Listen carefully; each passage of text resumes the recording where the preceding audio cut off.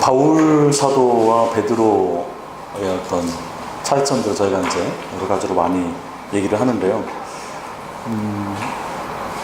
바울은 그래도 저작들이 많아서 골고루 또 여러 가지로 할 얘기들을 많이 이렇게 해서 그렇지 않아도 어렵긴 하지만 그래도 좀 부담이 덜한데, 이번에 이제 베드로전서를 준비하면서 수제했던 베드로가 그 오랜 사역들 이것을 정리하면서 남겨둔 이 두 개의 서신이 베드로의 어떤 신학이나 이런 모든 것들이 다 함축적으로 담겨있지 않나 하는 생각이 들고, 그래서 더 이제 이 말씀이 짧지만 결코 이렇게 가볍지 않은 책이다라는 생각이 들었고요. 그리고 이번에 안 사실이지만 바울의 신학과 베드로의 신학이 좀 차이가 있는 거 아니냐, 이제 이렇게 이제 저희가 그 선입견을 좀 가지고 있는데, 베드로전서를 좀 읽어보니까 바울의 어떤 신학과 그렇게 큰 차이를 보이지 않는, 당연히 그래야 되겠죠. 같은 하나님 나라의 복음, 또 예수 그리스도의 복음에 대한 내용을 전달하고 있기 때문에 그것이 서로 다르다 이렇게 되면 이제 문제가 되겠죠. 그리고 비록 사도행전에서 바울이 그 베드로에 대한 어떤 책망들의 얘기들이 있겠지만, 그러나 초대교회에 이들이 어떤 신학적인 그러한 내용들이 서로 교류가 있지 않았을까. 그래서 공통된 그러한 그 메시지를, 복음을 전달했다라고 보는 관점으로 보면 그 둘의 그 극명한 차이들을 말하기보다는 오히려 같은 복음을 더 다양한 표현으로 이렇게 좀 하고 있다, 이렇게 보는 것이 이제 맞을 것 같다는 생각이 들고, 베드로전서의 이러한 그 내용들이 바울 신학과 유사하다 그래서 이제 베드로의 저작을 의심하는 그런 사람들이 그 바울 신학과 너무 유사한 게 아니냐, 그래서 바울의 제자들이 이제 이걸 베드로의 이름을 들어 쓴 게 아니냐, 이런 주장을 하기도 합니다. 그것은 이제 좀 전에 말씀드렸던 것처럼 다른 게 아니기 때문에 그렇게 보는 게 맞을 것 같고요. 또 한 가지는 이제 그 우리가 베드로의 설교가 사도행전에서 마가의 다락방에서 성령이 강림하고 난 이후에 바로 했던 설교에 굉장히 잘 나와 있죠. 그거에 대한 결론도 결국 예수가 그리스도라고 하는 하나님의 아들에 대한 그러한 복음이고, 그 복음에 대한 내용은 결국 바울 사도가 전했던 하나님의 아들의 복음과 동일한 그런 내용이었습니다.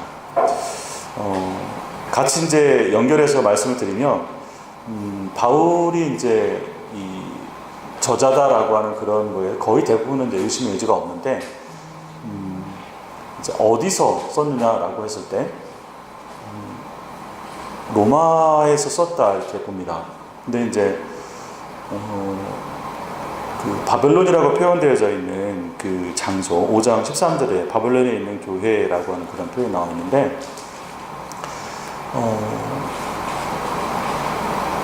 거의 대부분은 이 바벨론을 이제 로마로 이렇게 봅니다. 근데 어떤 분들은 이 내용에 보면은 바울 사도가 그 소위 바울처럼 위에 있는 권세에 그 순종하는 이러한 메시지를 전달하는 거 보면, 바벨론은 요한계시록이나 이런 데서 굉장히 교회의 어떤 적그리스도의 온상으로서, 사단의 어떤 세력으로서 굉장히 적대적인데, 어떻게 그러한 정부나 국가에 이렇게 순종하라고 하는 그런 유화적인 메시지를 전달할 수 있느냐, 이런 이유를 들어서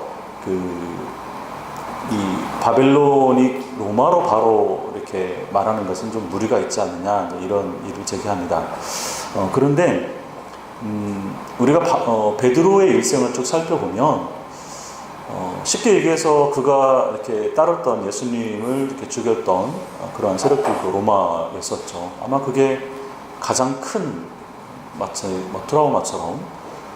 그래서 비록 로마에 대한 그 인상이, 그리고 지금 현재 이 베드로의 삶의 여정에서 아직 네로의 박해가 아니라 64년이니까 그러한 본격적 박해가 있기 전이라 하더라도 적어도 오랜 세월 동안 이스라엘을 지배했던 로마에 대한 유대인들의 사고, 또 그리스도인들이 로마에 대해서 생각하는 것들이 그렇게 뭐 친근하다라고 볼 수는 없는 것이죠. 그래서 그러한 로마를 바벨론으로 표현하는 것이 본격적 박해가 없는 시대에, 또는 그들에게 순복하라고 하는 어떤 그러한 메시지를 전달한다고 해서 바벨론을 로마로 연결하는 것이 무리가 있다 이렇게 말하는 것은 약간 좀 베드로의 일생 전체를 좀 깊이 생각하지 않았기 때문에 나온 표현이 아닐까라는 생각이 듭니다. 그래서 이제 이 바벨론을 아직까지 남겨져 있는 그 바벨 지역 있잖아요. 그쪽으로 이제 연결해서 보긴 하는데, 그러면 베드로가 과연 그런 쪽으로 진짜로 바벨 지역으로 가느냐? 뜨그스 유프라테스 그 하류에 있는 그런 쪽이잖아요. 굉장히 희박하다라고 보는 거죠. 그리고 이 서신이 이제 바울 사도 베드로가 로마에 가서 그곳에서 이제 기록했다라고 봤을 때 시기적으로 이 바벨이라고 하는 지역까지 가서 다시 로마에 와서 죽었다라고 보기에는 좀 여기가 지리적으로도 상황적으로도 좀 맞지 않은 그런 부분이 있습니다. 무리가 있는 거죠. 그래서 바울 사도가 이제 이 64년 전후로 해서 이 베드로 전후서를 기록했다라고 이렇게 보는 것이 맞겠고요. 어찌되었건 그리스도인들이 예수님께서 부활하고 승천하신 이후에 본격적인 그 박해가 있기 전에도 그들이 바울의 그 서신들을 이렇게 쭉 살펴보면 어딜 가든지 뭐 유대교회에 있어서도 문제고 또 이방 종교의 어떤 그 물리적인 또는 그 영적인 이러한 핍박이나 고난들이 있었다라고 보는 것이 맞을 것 같습니다. 그래서 베드로도 이제 결국 이 서신을 쓰게 된 내용들을 쭉 살펴보면 고난이라고 하는 주제가 굉장히 많이 나옵니다. 그래서 이 고난을 핍박으로 봐야 되느냐 고난으로 봐야 되느냐라고 하는 그런 두 가지 차이점도 좀 언급을 합니다. 그게 저희는 지금 그렇게 크게 구분이 안 되지만 핍박이라고 했을 때는 직접적인 뭐 네로 박해 같은 그래서 그리스도를 믿는 것 때문에 죽임을 당하거나 하는 이런 것들을 우리가 이제 핍박이라고 말을 하고, 고난이라고 한다면 그보다 좀 덜하지만 그리스도인이기 때문에 당하는 어떤 손해나 어려움들 이렇게 말하겠죠. 그래서 여기서 말하는 그 고난 또는 고난을 박해로 해석하느냐 고난으로 해석하느냐라고 하는 것이 이제 이게 보편적인 고난에 처해져 있는 그리스도인들을 향한 서신으로 해석될 수 있는 여지는 고난이라고 해석할 때 가능하고, 박해로 봤을 때는 그냥 그 당시에 박해받는 그리스도인들에게 이렇게 주는 위로의 서신 이렇게 해석하면 그 해석이나 적용의 폭이 약간 좀 달라진다. 이런 것 때문에 이게 고난이냐 박해냐라고 하는 그런 해석의 차이점들을 좀 언급하기도 합니다. 그런데 이제 저희는 지금 이렇게 이 내용을 보면서 고난이나 핍박이나 뭐 그렇게 크게 구분하진 않죠. 그런데 좀 면밀하게 살펴보면 이 저작식이나 또 그러한 상황들을 놓고 봤을 때 박해로 해석해야 되는 경우 또 고난으로 해석해야 되는 경우 그런 부분들이 조금 이렇게 문제가 있는 경우들도 있긴 합니다. 그런데 대부분은 결국에는 뭐 다른 바울 서신도 마찬가지지만 모든 교회가 겪는 또 그리스도인들이 겪는 일상적 고난, 그 십자가의 길을 걸어가는 그러한 여정에 있어서 그들이 당하는 미혹에서부터 시작해서 내외적인 여러 가지 많은 어려움들에 처해 있는 교회를 향하여서 베드로도 역시 위로를 주기 위해서 이 서신을 쓰지 않았나 이렇게 봅니다. 그래서 그런 고난을 어떻게 이해할 것인가, 그리고 그 고난을 당하는 이유가 우리가 그리스도인이기 때문인데 그리스도인이라고 하는 게 뭐냐, 그런 그리스도인에 대한 정체성들을 또 여러 가지 표현을 통해서 예수 그리스도와 연관해서 이제 설명을 하고 있고요. 그리고 그러한 그리스도인이기 때문에 당하는 그런 고난의 여정 가운데서 세상에서 또는 가정에서 어떤 가치관과 세계관을 가지고 살아가야 될까, 그런 삶의 자세에 대한 내용들도 말하고 있고요. 그리고 이제 역시 소망에 대한 내용들도 함께 말을 하고 있습니다.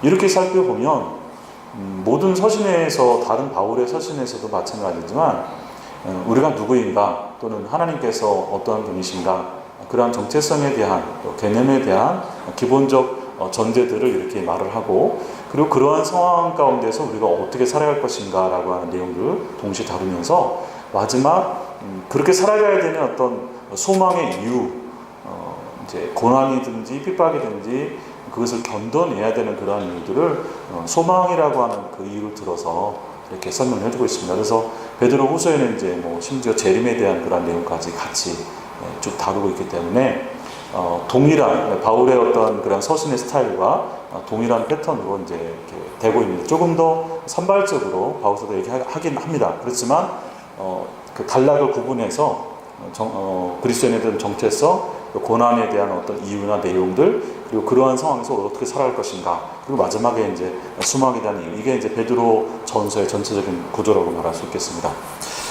그래서 왜 이것을 기록했을까? 좀 전에 말씀드렸지만 박해가 예상이 되고 있고, 만약에 이제 64년에 베드로의 네로의 박해가 시작이 되었다고 한다면 그게 같이 반영이 됐을 거고요. 그 전이라고 한다면 로마가 지배하고 있는 그러한 제국 안에서 또 제국 종교의 그런 여러 가지 많은 그 환경 속에서 그리스도인으로 살아간다고 하는 게 여전히 그 유대교와의 갈등도 있고, 그리고 이방인들, 그러니까 믿지 않는 다른 이방 종교를 가진 사람들과의 그런 사이에서 당하는 그러한 고난 속에서 살아가는 그리스도인들을 향하여서 위로를 주기 위한 것들, 그리고 그러한 위로의 힘이 되는 것이 이제 말씀과 연관지어서 예수 그리스도의 가르침, 또 하나님 말씀. 그래서 베드로전서는 이제 구약 성경의 인용이 굉장히 많이 있습니다. 그래서 이제 혹자는 베드로가 소위 말해서 이렇게 뱀 놈인데 어떻게 이렇게 고급 뭐 헬라어나 또 이런 그 박학한 그러한 내용들 가질 수 있냐, 이런 문제를 제기하기도 합니다. 너무 베드로.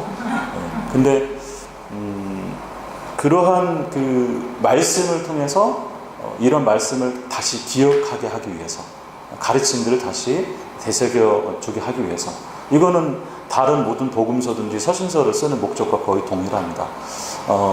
성령께서 우리에게 이제 교회에 된 우리, 그리스도인 된 우리에게 결국 우리가 우리의 정체성들을 잃지 않고 하나님의 사람으로 온전하게 살아갈 수 있게 하는 여러 가지 많은 어떤 도구 중에서 가장 강력한 것은 결국 말씀을 다시 한번 보게 하고 또 기억하게 하고 그 말씀을 따라 살아갈 수 있도록 하는 그러한 역할들. 이게 이제 베드로 전서에서도 바울 사도가 베드로 전서에서도 그렇고 베드로 후서에서도 그렇고 그러한 말씀을 기억하게 하고 그 말씀을 통해서 그러한 고난의 현실들을 잘 극복해 나갈 수 있도록 하는 그런 위로의 서신이다. 이것이 이제 이 서신을 쓴 목적으로 말할 수 있습니다.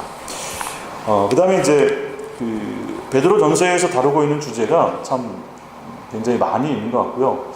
저도 5장이라고 해서 섣불리 달라들었다가 또 심지어 난해 구절도 있잖아요. 5개 있는 영들에게 복음 전한다, 뭐 이런 것들. 내가 왜 이거 한다고 해가지고 또 이 고생을 하고 있나 이렇게 하는데, 일단 다뤄지는 주제를 크게 한 6가지 정도로 보면, 여러분 우리 지금 어제부터 진행되고 있는 LTC에서도 이사야서를 6가지 키워드로 보는 강의 지금 하고 있어요. 듣고 계신가요? 예. 어제 너무 좋았는데, 제일 첫 번째는 이제 구원에 대한 얘기를 합니다. 구원이 뭐냐? 그것은 결국 이제 그리스도인들에 대해서 정의할 때 이제 구원받은 사람들이라고 하는 것부터 시작해서 오늘 이제 굉장히 다양하게 나옵니다. 그래서 그리스도인이 어떠한 정체성을 갖고 있느냐라고 하는 것을 여러 가지 표현으로 이제 설명하고 있죠. 그러한 주제가 한 가지가 있고요. 그 다음에 이제 고난이라고 하는 주제가 있습니다. 고난 속에서도 우리가 기뻐하며 살아갈 수 있는 이유들, 또 근거들, 이런 것들을 쭉 또 제시를 해주고 있고요. 뭐 마찬가지겠지만 그 예수 그리스도에 대해서 기독론이죠. 예수님께서 누구냐? 베드로는 누구보다도 예수님께서 누구이신지에 대한 고백이 이미 사도행전에서는 예수가 메시아다, 그리스도다라고 하는 그러한 표현, 주라고 하는 표현, 그 다음에 이미 선지하신 그러한 분이다, 이러한 그 표현들을 쓰고 있고요. 그 다음에 이제 목자 또는 감독, 목자장, 이런 개념으로 이 예수님에 대한 그리스도에 대한 그러한 정체성들을 우리가 좀 제시를 해주고 있습니다. 또 한 가지는 이제 그 하나님 말씀에 대한 중요성, 그거를 또 나름대로 강조하고 있어요. 그리고 사회와 또 가정과 교회 속에서 그 사회와 가정과 교회에 대한 정의도 이렇게 있지만 그 속에서 그리스도인을 살아간다는 게 뭔가 이러한 내용도 또 다뤄주고 있습니다. 그리고 이제 하나님에 대한 어떤 심판 이것도 함께 다루고 있죠. 그렇다고 하면 이게 굉장히 다 다루고 있잖아요. 창조에서부터 시작해서 하나님 백성에 대한 얘기, 그리고 삶의 여정에 대한 얘기, 세상에 대한 이야기, 뭐 그 거의 대부분의 핵심 굵직한 그런 주제들이 다 다뤄지고 있다 이렇게 볼 수 있는 거죠. 그래서 베드로의 신학, 이 표현이 그렇지만 베드로의 신학이 베드로 전후서에 한 축적으로 담겨져 있기 때문에 우리가 이 말씀들을 물론 이렇게 묵상하는데 큰 어려움은 없습니다. 이미 기존에 가지고 있는 저희가 바울신학도에서 기존에 가지고 있는 신앙적 지식만 가지고도 그냥 말씀 그대로 묵상하면서 적용해도 큰 무리가 없는 말씀. 그러니까 몇몇 구절 이외에는 크게 어렵지 않아요. 그럼에도 불구하고 그 행간에 또는 그 개념 정리해 주는 것들을 좀 더 깊이 저희가 좀 묵상해 볼 수 있는 그러한 책이 또 베드로 전후서가 아닌가라는 생각이 듭니다. 자, 이런 정도로 좀 개요를 설명을 드리고요.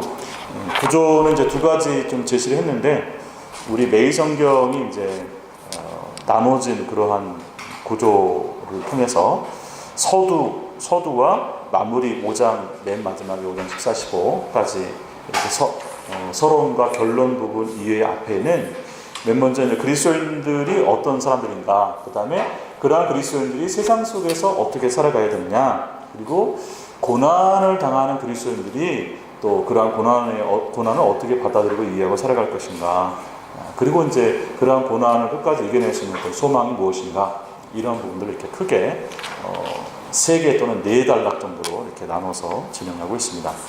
구조 2번에 나와 있는 이 구분은 황원화 목사님이 쓰신 베드로전서 강해서를 참고해서 제가 나눠드렸고요. 우리 교재는 2015년도에 묵상했던 글을 제가 이제 좀 많이 교정을 안 보고 같이 올려놨고, 거기에 또 우리 조수영 목사님께서 또 잘 정리해 주신 내용들 함께 이렇게 정리해서 교재를 나눴습니다. 저는 그 교재를 참고해서 우리 매일 성경을 펼쳐놓고 강의를 진행하시도록 하겠습니다. 우리 베드로전서 1장 1절 2절만 같이 한번 읽어보고 다른 말씀 나누겠습니다. 베드로전서 1장 1절과 2절입니다. 시작. 예수 그리스도의 사도 베드로는 본도, 갈라디아, 갑바도기아, 아시아와 비두니아에 흩어진 나그네 곧 하나님 아버지의 미리 아심을 따라 성령이 거룩하게 하심으로 순종함과 예수 그리스도의 피 뿌림을 얻기 위하여 택하심을 받은 자들에게 편지하노니 은혜와 평강이 너희에게 더욱 많을지어다. 아멘. 베드로가 원래는 이제 어부였죠. 그러다가 예수님께서 사람을 낳는 어부가 되게 해주겠다라고 해서 낚였다 그러면 안 되죠. 이제 그렇게 해서 사도대학에 입학했습니다. 제자대학에 입학해서 다 하고 나서 마지막에 이제 우리가 요한복음 보면 마지막 졸업 때의 논술 시험이 이제 3개 있었죠. 3문장 논술 시험.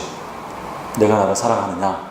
그래서 이제 잘 대답하고 났더니 졸업장에 준 학위가 뭐냐면 사람 낳는 어부 석사 이게 아니고 목자입니다.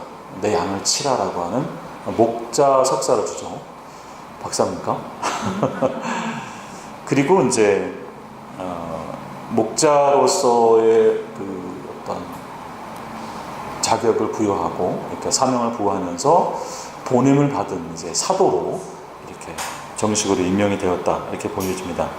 베드로는 우리가 알고 있는 것처럼 굉장히 그 굴곡이 많은 인생이었잖아요. 그러니까 그런 경험하에서 이제 생을 마감하는 그 즈음에 마지막 그 예수 그리스도에 대한 그런 회고, 또 기억, 믿음, 신앙 그러면서 몸된 교회를 향한 그런 애정을 가득 담아서 이제 자신에게 주어진 모든 어떤 그것들을 다 모아서 이제 이 서신을 통해서 이제 쏟아내고 있지 않나라는 생각이 좀 들고요. 그래서 지금 베드로는 자기 자신을 향해서 예수 그리스도께 보냄을 받은 그러한 사도다라고 하는 표현을 쓰고 있습니다. 그러면서 이제 나와 있는 지명들은 이제 터키 북부 지역이잖아요.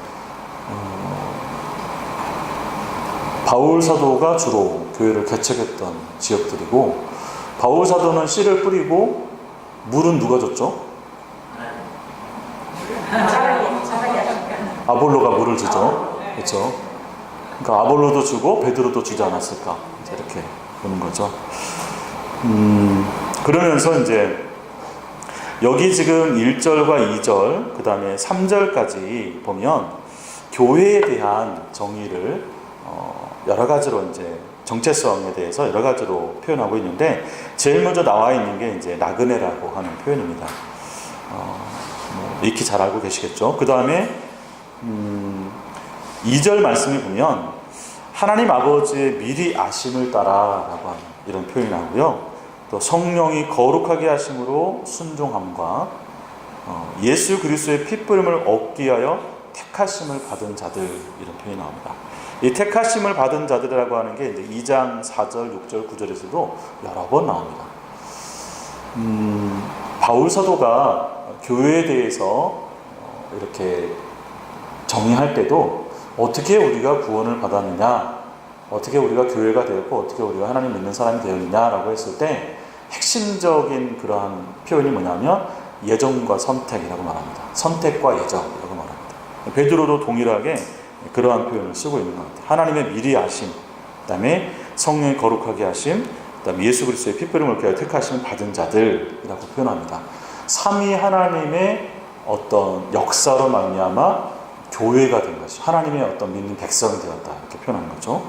그러한 놀라운 그 긍휼을 입은 자, 그 다음에 뒤에 이제 3절에서도 똑같이 교회에 대한 정의가 나옵니다. 우리 주 예수 그리스도의 아버지 하나님을 찬송하는데, 이제 이 구분이 우리가 1장 1절에서 12절 말씀에서 3절에서부터 이 12절까지 보면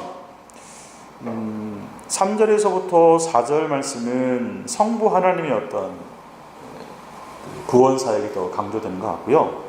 5절에서부터 9절까지 말씀을 보면 성자 예수님의 구원 사역이 좀 강조되는 것 같고, 마지막에 10절에서부터 12절 말씀을 보면 성령님의 어떤 그런 사역, 이렇게 2절에서 말하고 있는 성부, 성자, 성령님의 교회를 택하시고 또 구원하시는 그러한 역사를 좀 더 상세하게 뒤에서 풀어내고 있는 게 아닌가, 이렇게 보여집니다. 그러면서 동시에 이제 하나님께서 교회를 어떻게 하셨는지에 대한 정체성들을, 또 개념들을 여러 가지로 표현을 해주고 있습니다.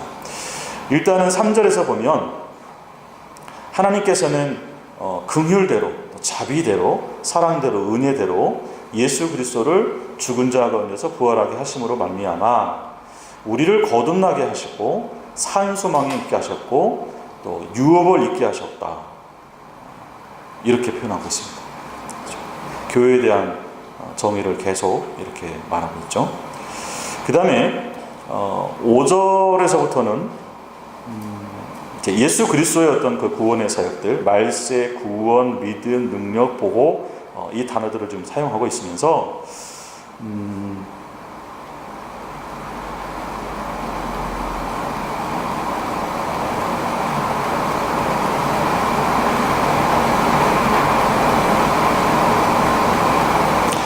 그 9절 말씀에 결론적으로 우리가 지금 구원을 받은 그러한 존재들이다, 교회가 라고 하는 것들을 지금 표현하고 있습니다. 그러한 그 믿음의 확실함에 대한 표현들도 이제 7절에 나와 있고요. 그래서 이제 여기서 잠깐 그 4절, 6절에 그 시험에 대한 얘기가 이렇게 잠깐 나옵니다. 그래서 이러한 시험을 통해서 여러 가지 많은 근심과 염려와 어려움이 있다 할지라도 우리를 구원하시고 우리를 하나님의 백성으로 삼으신 그것이 분명하다, 확실하다, 흔들리지 않는다, 이런 그 기준을 먼저 이렇게 제시를 해주고 있는 것 같습니다. 선언을 하는 것 같아요. 그 앞에 이제 5절 말씀을 저희가 보면 말세에 나타나기로 예비하신 구원, 이렇게 표현되어 있는데요. 이제 이게 예수님의 어떤 사역들을 설명하기 위한 표현이죠. 말세에 나타난 메시아가 오셔서 그들을 구원하시는 그러한 구원을 얻기 위하여 믿음으로 말미암아 하나님의 능력으로 보호하심을 받았으니라고 하는 표현이 나옵니다. 여기 이제 일부러 찾아보니까 이제 디아라고 하는 표현을 썼더라고요. 물론 바울 신학에서는 그게 확실하게 구분이 되는데 베드로도 바울과 같은 그러한 믿음에 대한 이해가 있다라고 하는 전제에서 보면 믿음으로 말미암아에 했을 때 이 믿음으로 말미암아는 이제 우리가 바울의 믿음의 세 가지 용법 중에서 이거는 그 예수의 사건을 제휴하는 표현으로 이렇게 이해할 수 있겠습니다. 그래서 예수님께서 그 신실하시게 순종하신 그런 역사로 말미암아 하나님의 능력으로 보호하심을 받았다, 구원을 받았다 이렇게 표현하는 거죠.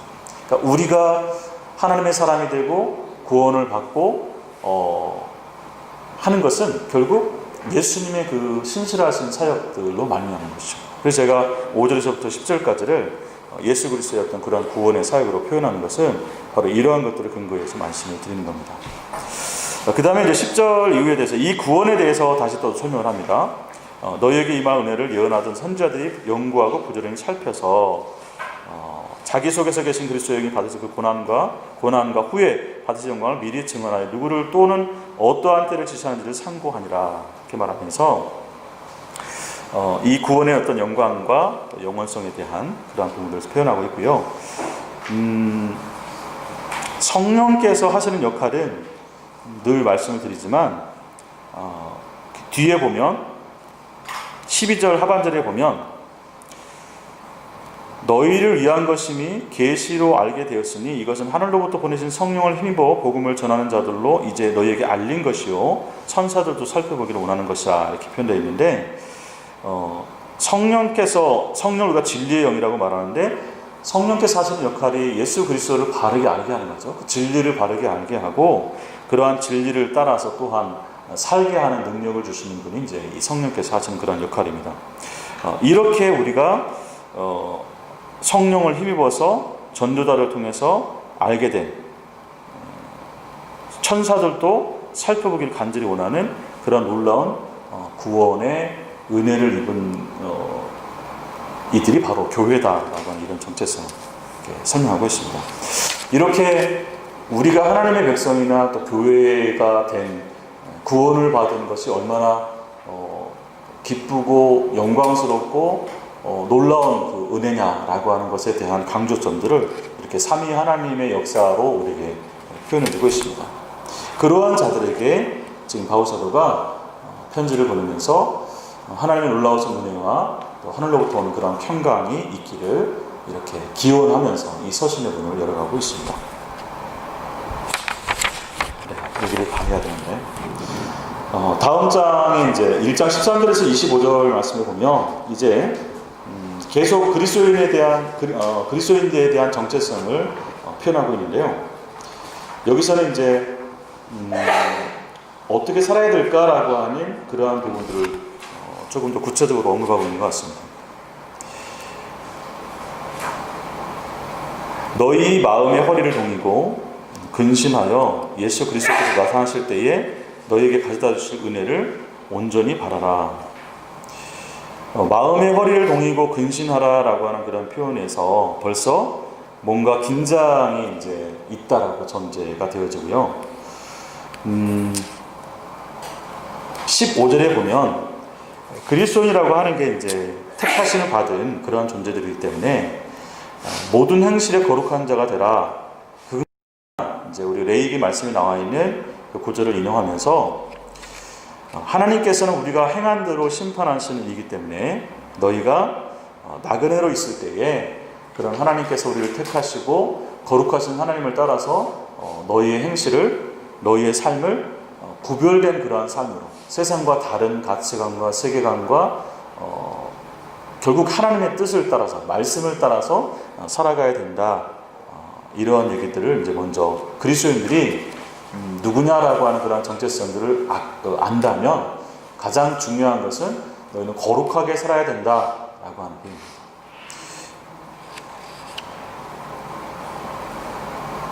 그러면서 다시 이제 18절에서부터는 이 대속함에 대한 이 놀라운 은혜가 금이나 은같이 없어질 보배로 된 것이 아니라 확실히 믿기는 우리 그 찬양이 나와 있죠. 어린 양 예수의 그 보배로운 피로 된 것이다. 우리 이찬호 목사님이 베드로전서 묵상하시다가 보배교회라고 이름을 지었는지 모르겠는데 보배라고 하는 말이 굉장히 많이 나오더라고요. 굉장히 소중하다라고 하는 표현을 우리가 말하고 있는 거죠. 귀하다, 없어지지 않는 그러한 표현들을 쓰고 있는데 20절에서는 그는 창세전부터 미리 알린 바 되신 이 또 말세에 너희를 위하여 나타내신 바 되었다. 예수 그리스도에 대한 설명을 하고 있고요. 그래서 예수님의 어떤 선제성, 그러니까 창세전부터 이미 미리 알린 바 되신 이라고 하는 표현들을 통해서 아까 이제 베드로가 설명하고 있는 기독론 중에 한 가지입니다.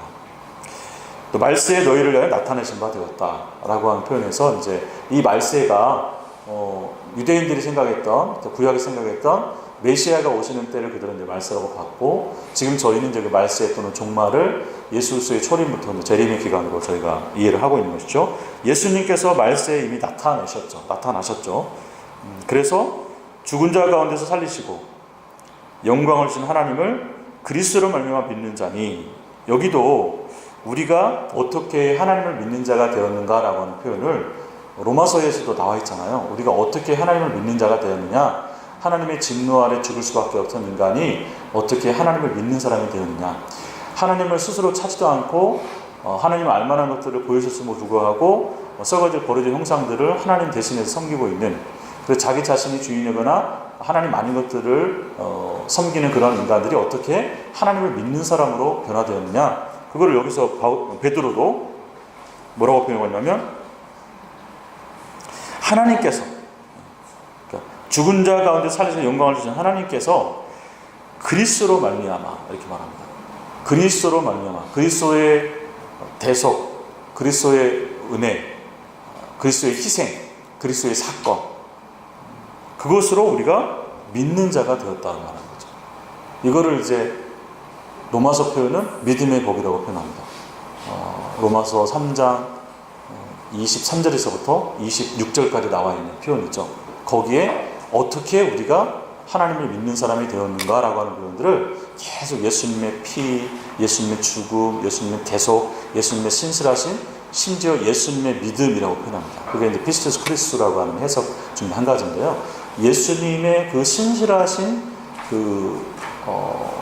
어떤 사역, 사건, 그것이 우리를 하나님을 믿는 사람도 대속했다, 구원했다, 또 새롭게 거듭나게 했다, 이렇게 말하는 겁니다.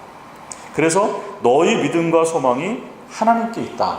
우리가 하나님을 믿게 된 거, 우리가 이 고난의 현실 가운데서 여전히 거룩하게 살아가야 되는 그러한 근거, 소망, 그것이 결국 하나님께서 우리에게 주셨고 하나님께 이게 있는 거죠. 그럼 하나님으로부터 오는 이 믿음과 하나님으로부터 주어지는 그러한 소망이어야만 이러한 고난의 현실 가운데서도 거룩한 그리스도인으로 살아갈 수 있는 것이지, 다른 데 있다고 한다면, 다른 이유가 있다고 한다면 끝까지 이렇게 온전하게 되어질 수 없다, 이런 표현을 쓰고 있는 것 같습니다. 22절에서는 이러한 진리를 순종함으로, 진리를 이제 말씀으로도 해석할 수 있고요, 또는 하나님의 뜻으로도 말할 수 있겠고요, 또 예수 그리스도의 우리를 대속하심이란 모든 것들, 이 복음에 대한 내용으로도 말할 수 있겠습니다. 결국에는 이제 가장 명확하게는 우리의 통치자와 주관자와 왕 대신에 그분의 뜻을 순종하는 것, 그분의 통치에 순종하는 것이 이제 우리가 이 진리를 따라 산다, 진리를 순종한다라고 표현했을 때 진리에 대한 이해를 저희가 그렇게 좀 이해하시면 이 말이 조금 더 풍성하게 이해될 수 있을 것 같습니다. 진리를 순종함으로 너희 영혼을 깨끗하게 하여 거짓이 없이 형제를 사랑하게 이르렀으니, 말합니다. 그리스도인의 삶에 대한 내용들을 지금 설명하고 있는데요. 진리를 순종한다. 사실 우리가 정결하게 되고 온전하게 되는 거예요. 여기 이제 형제를 사랑하게 이르렀다라고 하는 표현이 이제 온전함이잖아요. 그러니까 그리스도인의 목표, 그러니까 우리 그리스도인들이 우리 신앙의 초보에서부터 온전함까지 성숙한 지경까지 이르는 그러한 과정에서 그 모델을 이제 사랑하는 사람이라고 표현한 거잖아요. 사랑이 모든 율법의 완성이고 결국 하나님께서도 우리를 사랑을 잃어버린 우리를 다시금 하나님을 사랑하고 내 이웃을 내 몸까지 사랑하는 그러한 사람으로 그러한 존재가 되었을 때 이거를 온전한 사람이라고 이렇게 표현을 합니다. 우리 이제 다음 달에 또 내일 모레 묵상하게 될 이사야에서도 끊임없이 그 정의와 또 이 공의에 대한 그 하나님의 공의와 우리가 살아가야 될 어떤 그런 정의에 대한 삶의 내용을 말할 때 결국에 그 내용을 살펴보면 이제 우리 어제 차정인 교수님 사회봉사와 또 사회 뭐였죠? 두 가지였는데 결국은 사랑입니다. 사랑으로 이것을 다 요약해 볼 수 있는 여기서도 우리가 하나님께서 우리를 깨끗하게 하신 것이죠. 그러므로 말미암아 우리가 이제는 하나님을 믿는 사람, 또 다른 표현으로 이제는 다시 하나님을 사랑하고 내 이웃을 내 몸같이 사랑할 수 있는 그러한 사람으로 이렇게 되었다라고 하는 거죠. 그러니까 우리가 거듭난 거, 우리가 교회가 된 거, 우리가 구원을 받은 거, 이거를 하나님과의 어떤 관계의 회복으로 설명하면 하나님의 형상을 되찾고 다시 하나님께 처음 지음 받은 대로 우리가 사랑할 수 있는 사람이 되었다. 이걸 우리가 기억하는 거죠. 그러기 때문에 너희가 마음으로 뜨겁게 서로 사랑하라.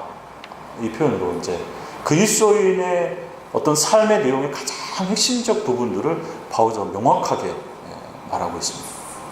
논술 시험을 굉장히 어렵게 쳤기 때문에 이 내리가 굉장히 깊게 박혀 있지 않나 생각이 듭니다. 그래서 너희가 거듭난 것을 하면서 다시 한번 또 설명하고 있는데요.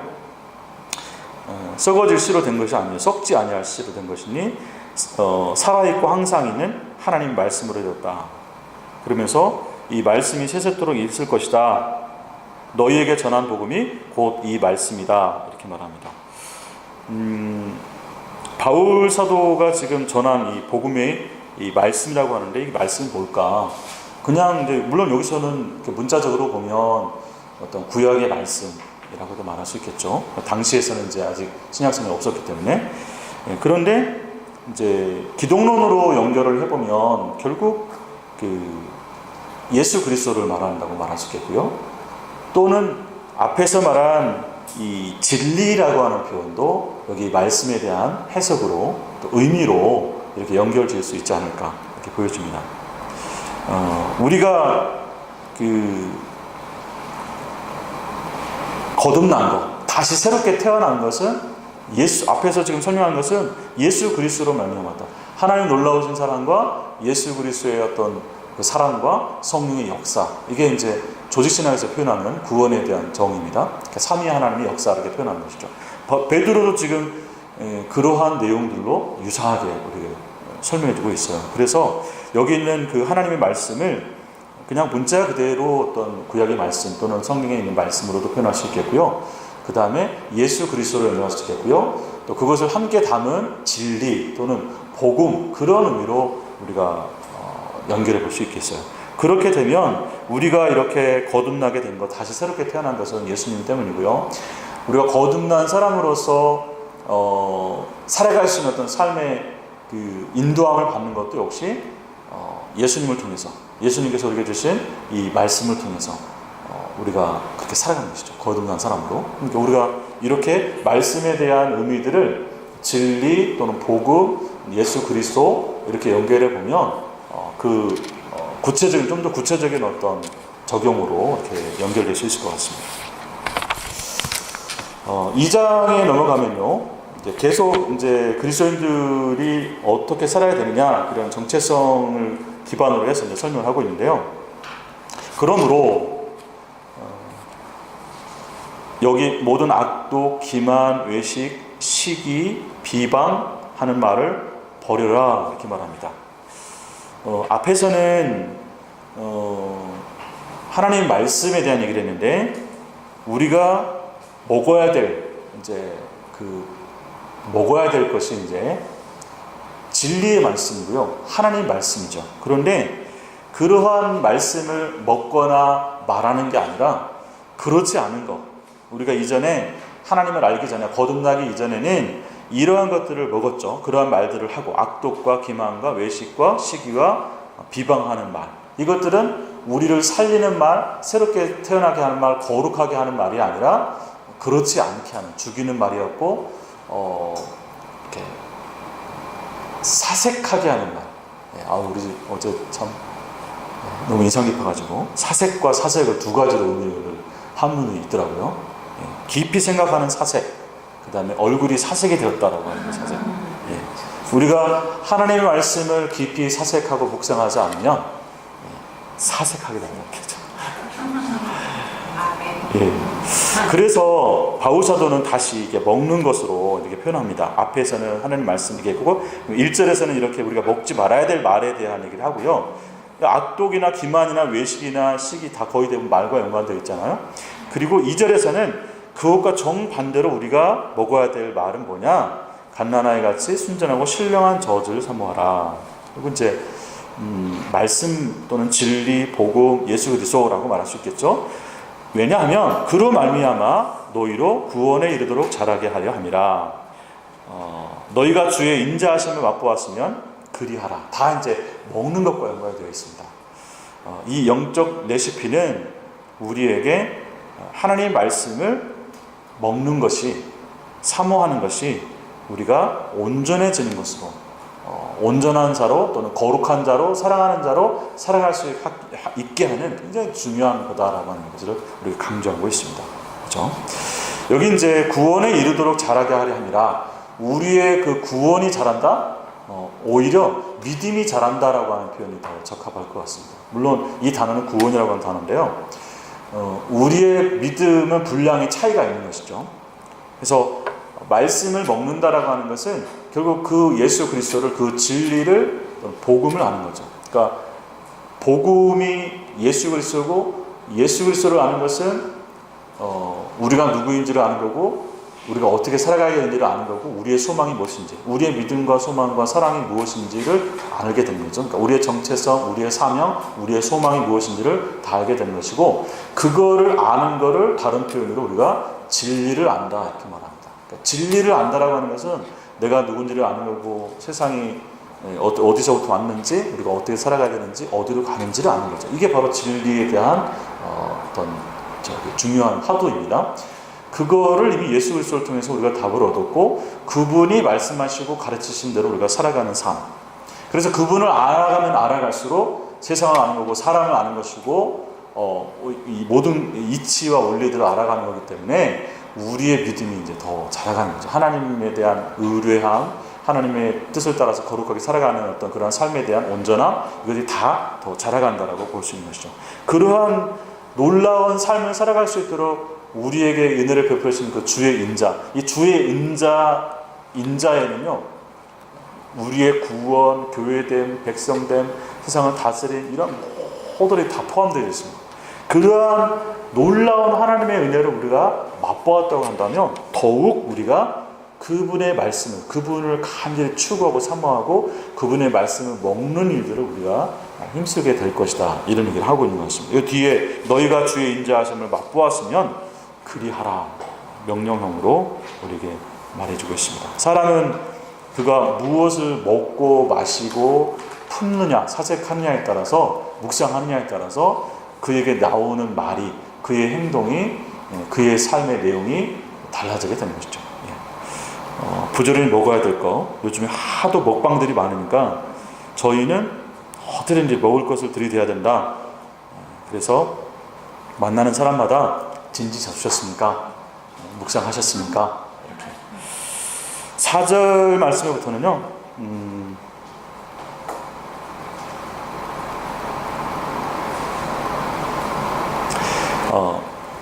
그리스도인들에 대한, 교회에 대한 그 정체성 다시 또 설명합니다. 예수 그리스도를 사람들에게 버림받았고, 그러나 하나님께는 택하심을 입은 보배로운 산돌, 이렇게 표현합니다. 산돌이 있고 죽은 돌이 있죠. 왜 굳이 산돌이라고 했을까요?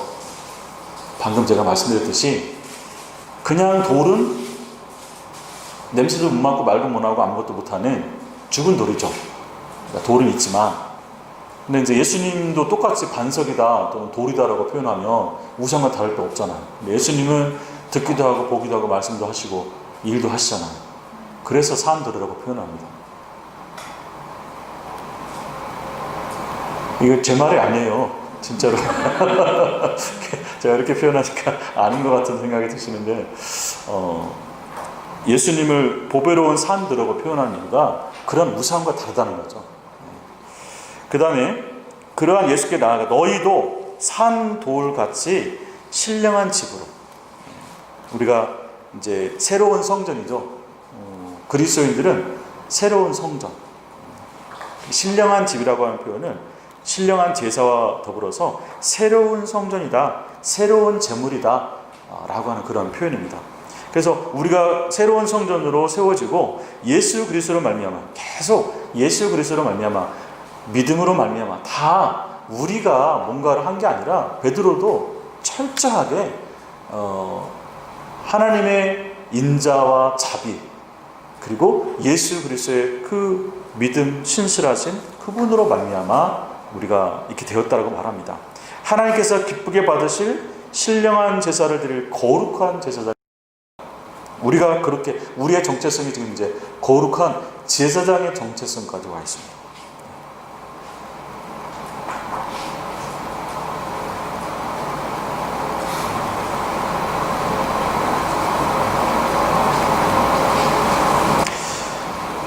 제가 늘 농담처럼 그런 얘기를 많이 하는데요.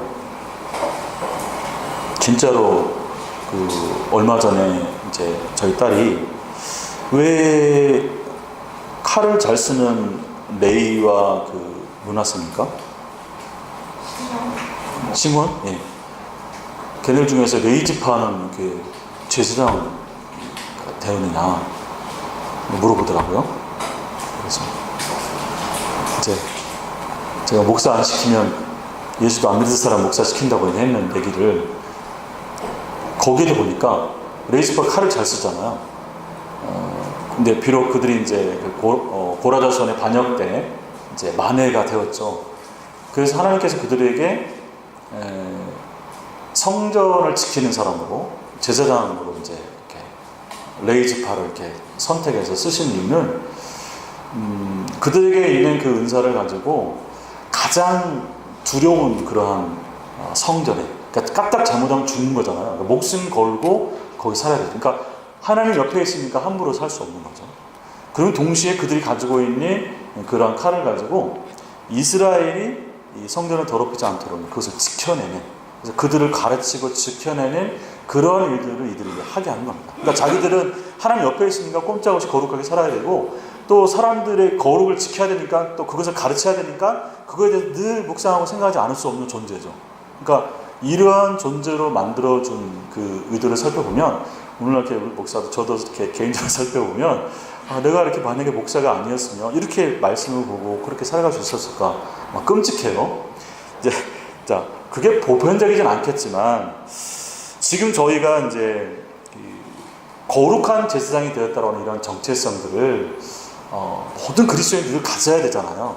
우리는 하나님과 가장 친밀하게 살아갈 수 있는 존재이면서 동시에 그분에 대한 경외도 함께 가지고 있어야 되고, 그것을 나만 가지고 있는 게 아니라 함께 있는 자녀들에게도 가르쳐 줘야 되고, 그리고 심지어는 이제 그런 세상에 나가서도, 이제 뒤에 그런 얘기 합니다. 베드로가 세상에서도 그러한 선한 행실 또는 거룩한 삶을 통해서 결국 사람들을 이렇게 변화시켜가는, 우리가 뭔가를 말로 이렇게 가르쳐서가 아니라 우리의 행실과 섬김과, 결국 그것이 이제 사랑이죠. 우리의 사랑을 통해서 사람들이 변화되는 것이지 우리의 뭐 말이나 이런 것이 아니다.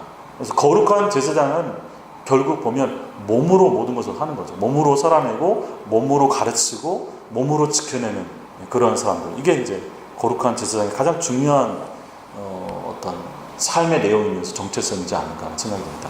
일단 바울사도가, 베드로가 여기서 우리가 너희도 거룩한 제사장이 될지니라 라고 말하면서 어떻게, 왜 우리가 이러한 존재가 됐는지에 대한 얘기를 설명을 하고요.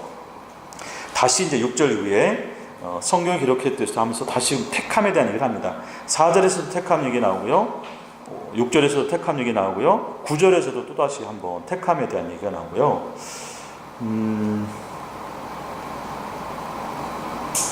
6절에 보면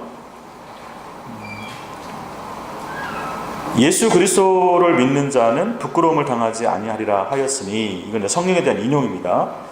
로마서에서도 똑같은 얘기를, 또 비슷한 얘기를 하고 있습니다. 9장에 보면, 그러므로 믿는 너희에게는, 이제 믿는 사람이 됩니다. 하나님을 믿는 사람이 된 너희에게는 보배이나 믿지 아니하는 자들에게는 건축자들이 버린 그 돌이 모퉁이의 머릿돌이 되고 또 부딪히는 돌과 걸려 넘어지게 하는 바위가 되었다 하였느니라. 그들이 말씀을 순종하지 아니함으로 넘어지나니 이는 그들을 이렇게 정하신 것이라. 이제 우리가 이것을 다 알 수는 없습니다. 이 말씀에 대한 부분들에 또 정하셨다라고 하는 부분 나오면 늘 우리가 논점을 하는데요. 어찌되었건 택하심을 받은 자들은 하나님을 믿는 자로 거듭나고 살아가지만, 또 그렇지 않은 자들은 이것을 거절하고 불순종하고 살아가는 그런 사람들이 있다. 그래서 여기 베드로전서에 보면 하나님을 믿는 사람들이 있고 그렇지 않은 사람들이 있습니다. 그들과 함께 지금 공존하고 있어요. 그러면서 믿지 않는 자들을 일방적으로 배제하거나 끝났다라고 말하는 것이 아니라, 그러한 사람들 속에서 살아가는 그리스도인들에 대한 정체성들을 거룩한 제사장이라고 말하는 이유는, 그 거룩한 제사장은 뭔가 이렇게 중보하는 역할이 있어야 되는 거잖아요. 누구를 중보하느냐? 믿지 않는 자들에 대한 중보이죠. 그러니까 우리 자신의 유익을 위해서 어떻게 이렇게 경건하게 살아가는 것이 아니라 그들을 위해서, 그러니까 믿지 않는 자들을 하나님께로 인도하는 그런 제사장적인 역할을 감당하기 위해서 또 이 거룩한 제사장 또는 거룩한 삶을 살아가야 된다. 말씀을 순종하는 삶을 살아가야 된다. 이런 근거들을 제시하고 있는 것 같습니다. 그리고 다시 9절에 굉장히 유명한, 이거는 이제 이스라엘과 똑같은, 이스라엘의 보배로운 소유, 거룩한 백성, 제사장 나라가 이스라엘에 대한 정체성의 표현이잖아요. 여기서도 똑같이 표현하고 있습니다. 택하신 족속이요, 왕같은 제사장이요, 거룩한 나라요, 그의 소유가 된 백성이니. 그렇죠? 이게 구약에서는 보배로운 소유, 거룩한 백성, 제사장 나라라고 하는 표현을 쓰고 있고요. 이제 이게 똑같은 표현입니다. 왜 그렇게 했느냐? 너희를 어두운데서 불러내어 그의 기이한 빛에 들어가게 하신 이의 아름다운 덕을 선포하게 하려 하시니라. 복음이죠. 진리죠. 또 기독 예수님이죠. 그러한 분을 세상에서, 그러니까 이 불신 세상에서 빛으로, 그러한 빛에 들어가게 하신 이의 아름다운 덕을 선포하게 하려 하십니다 라고 하면서 하나님을 믿지 않는 이들에게 가서 거룩한 제사장으로서의 그러한 삶을 살라라고 하는 그러한 얘기를 하기 위해서 이렇게 표현하고 있는 것 같아요. 너희가 전에는 백성이 아니었지만 이제는 하나님의 백성이고, 전에는 긍휼을 얻지 못했지만 이제는 긍휼을 얻은 자다. 이미 지금 현재 완료죠. 우리는 하나님의 백성이고 우리는 긍휼을 입은 자다. 그러므로 이 아름다운 덕을 선포해 나가는 것, 그게 이제 우리가 지금 살아가야 될 우리의 정체성과 우리의 삶의 이유가 바로 여기에 있는 겁니다. 그래서 이제 여기 10절에 있는 말씀을 다음 절, 그러니까 9절이죠. 9절에 있는 내용을 이제 다음 그 11, 12절에 가면은 어떻게 사는 것인지 좀 더 다시하게 설명을 하고 있습니다. 지금까지 교회에 대한 그 정의, 또 그리스도인에 대한 정의를 계속 여러 가지로 말합니다. 신령한 집, 또 신령한 제사, 또 택하신 족속, 왕같은 제사장, 거룩한 나라, 소유된 백성, 하나님의 백성, 긍휼을 얻은 자. 그들의 사명은 뭐냐? 아름다운 덕을 선포하게 하려 함이라. 말로 아니, 뒤에 보세요. 이제 뒤에 가면 사랑하는 자들아, 다시 그리스도인에 대해서 거류민과 나그네라고 하는 표현을 씁니다. 우리는 세상에서 우리의 본향을 가지고 있는 그런 거류민과 나그네다. 그러한 사람들에게 권하면서 영혼을 거슬러 싸우는 육체의 정욕을 제어하라.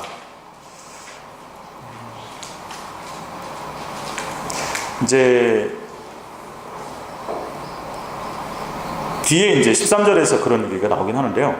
자, 육체의 정욕을 제어한다. 소극적으로 이제 일단 것을 소극적으로 막아야 되는 게 있고요. 하지 말아야 되는 게 있고, 적극적으로는 이방인 중에서, 여기서 말하는 이제 이방인은 그냥 비유대인 이게 아니라 비그리스도인으로 보는 게 맞을 것 같아요. 너희가 이방인 중에서 거룩한 삶을 가져, 행실을 선하게 가져서 너희를 악행한다고 비방하는 자들로 하여금 너희의 선한 일, 선한 행실, 거룩한 삶을 보고 오시는 날에 하나님께 영광을 돌리게 하려 함이라. 그러니까 그들도 우리를 통해서, 그러니까 그리스도인들을 통해서, 그리스도인 선한 행실을 통해서 하나님을 만나고 알고 돌아올 수 있는 그런 어떤 중보자적 역할, 그런 것들을 잘 감당할 수 있도록 너희가 이 땅의 나그네로 살아가면서 육체의 정욕을 따라서 세상에 있는 사람들처럼, 그러니까 여기 영혼을 거슬러 싸운다고 영혼과 육체가 나와 있는데 우리의 영혼과 육체를 분리하는 것이라고 하기보다는 앞에 있는 것들은 거룩한 삶을 살아가는 것을 말하겠고, 뒤에는 그것과 정반대되는 세상의 어떤 흐름이나 어떤 부정한 어떤 그런 타락한 문화, 그것을 따라가는 그런 삶, 이렇게 말할 수 있겠죠. 그러니까 우리가 거룩한 삶을 살아가는 데 있어서 끊임없이 옛사람의 그러한 성품들이 또 타락한 그러한 문화의 영향을 받게 되는 거죠. 그러한 것들을 우리가 제어하면서 막아가면서, 그러면서도 그 세상 가운데서 믿지 않는 사람들 가운데서 선한 행실을, 거룩한 삶을 살아갈 수 있도록 우리가 힘써야 되는 거죠. 그 이유가 뭐냐? 우리 자신의 유익이 아니라 하나님의 어떤 그 뜻을, 그러니까 그런 사람들이 이렇게 다시금 돌아오시도록 하는 그러한 거룩한 제사장으로서의 역할을 감당하기 위한 목적을 이제 계속 설명하고 있습니다. 이제 뒤에 이제 13절 이후부터는 인간의 모든 제도라고 하는 표현이 나오고요. 주를 위하여서 순종하라, 이렇게 나옵니다. 우리가 이제 바울 사도도 로마서나 이런 목회 서신 같은 서신서에서 이제 계속 국가에 대한 순기능에 있어서는 우리가 잘 질서를 유지해야 된다라고 얘기를 합니다. 아마 바울도 그렇지만 베드로도 그러니까 당시에 로마가 지배하고 있는 그런 상황이 있기 때문에 국가의 순기능을 따라서 기독교가 굉장히 여러 가지 오해를 받잖아요. 인신 제사를 드린다, 또는 식인종이다, 막 예수님의 살과 피를 먹는다, 그리고 남녀가 막 함께 이렇게 있기 때문에 굉장히 문란하다, 여러 가지 많은 오해가 있습니다. 그러니까 그러한 오해들, 불필요한 오해 때문에 이 복음이 전파되는 것이 걸림이 되지 않도록 내가 그런 것들을 삼가하라, 순종하라, 국가의 어떤 그런 일들에 대해서 그냥 질서를 유지하는 긍정적 차원에서 순복하라라고 하는 그런 얘기를 제시해드리고 있습니다. 그러한 바울의 어떤 의도와 베드로도 역시 비슷한 것 같아요. 여기서도. 그래서 위에 있는 왕이나 악행하는 자들을 징벌하고 선행하는 자를 포상하게 보내는 총독, 그렇죠? 이게 이제 질서를 유지하는 거죠. 국가가 그러한 정의를 실현해 나가는 어떤 순기능들이 있습니다. 그러한 것들에 대해서 이제 순종하되, 15절에 보면 선행으로 어리석은 사람들의 무식한 말을 막으시는 것이라, 이렇게 말하면서 하나님의 뜻을 알지 못하는 사람들은 이상한 얘기 많이 하잖아요. 지금도 저희가 코로나가 있으니까 막 안 믿는 사람들은 막 난리죠. 그런데 저희가 거기다 대고 백날 일부가 그렇게 예배드리고 있고 우리는 그렇게 아니다, 이렇게 봐면 소용이 없죠. 근데 우리의 삶으로 사실 이렇게 보여져야 되죠. 사실 이 표현은 제가 그렇게 하지만 쉽지는 않습니다. 그러나 그 사람들이 잘 몰라서 하는 얘기니까, 몰라서 하는 얘기니까 우리가 변명이 아니라 우리의 그 삶이 이제 오래 걸리죠. 우리가 한번 쌓아놓은 권위와 명성이 이렇게 잃어버리는 것은 순간입니다. 그러니까 오래도록 그러니까 우리 그리스도인들이, 또 교회가 한국 교회 안에서, 또 우리 역사 안에서 쌓아놓은 어떤 영적인 어떤 권위도 있고, 또 사람들이 그래도 너희 교회만큼은 적어도 세상과 달라야 되지 않냐라고 하는 그런 게 좀 있어요. 어느 정도 쌓아놓은 게. 물론 요즘에는 거의 탈탈 털렸지만, 그러니까 그거를 쌓기는 오랜 시간이 걸리는데 잃어버리는 건 정말 그냥 한두 번 순간에 이렇게 없어지는 거죠. 근데 근본적으로 저희가 가져야 될 그런 사상은 이 오래 걸리는 일들이지만 그 행실을 결국 해가야 되는 것이죠. 그래야 그런 무지한 사람들 또는 그러한 사람들을 이렇게 그러니까 오해가 단순하게 오해만 풀리는 정도가 아니라 하나님께서 의도하시는 것은 사람이 변하냐라고 했을 때 변한다. 어떻게 변느냐? 우리가 뭐 100말, 1000말 이렇게 가르쳐 주는 게 아니라 그 선한 행실을 통해서 결국 사랑을 통해서 사람은 변한다라고 하는 그런 근본적인 사상을 가지고 있는 것 같아요. 저도 그걸 믿습니다. 그러니까 다른 게 아니라 저희가 이제 가장 많이 변한 게 그 사랑으로 사랑이 변한다라고 하는 것을 가장 많이 경험한 게 뭡니까? 부모님의 사랑이잖아요. 부모님이 우리를 아낌없이 모든 것을 다 주니까 거기에는 우리가 이제 빼박이죠. 근데 다른 거 뭐 100마디 말로 해가지고 목사니까 막 자녀들한테 맨날 설교하고 이렇게 해봐야 아무 소용이 없죠. 근데 그 아버지로서 어머니로서 마땅히 해야 될 어떤 그런 사랑이 있었을 때 자녀들이 그것을 기억하고 변화되고 온전한 모습으로 나간다는 것을 기억하면 좋겠습니다. 같은 얘기라고 생각합니다. 자, 너희는 자유가 있으나 그 자유를 악을 가리려 쓰지 말고 하나님의 종과 같이 하라.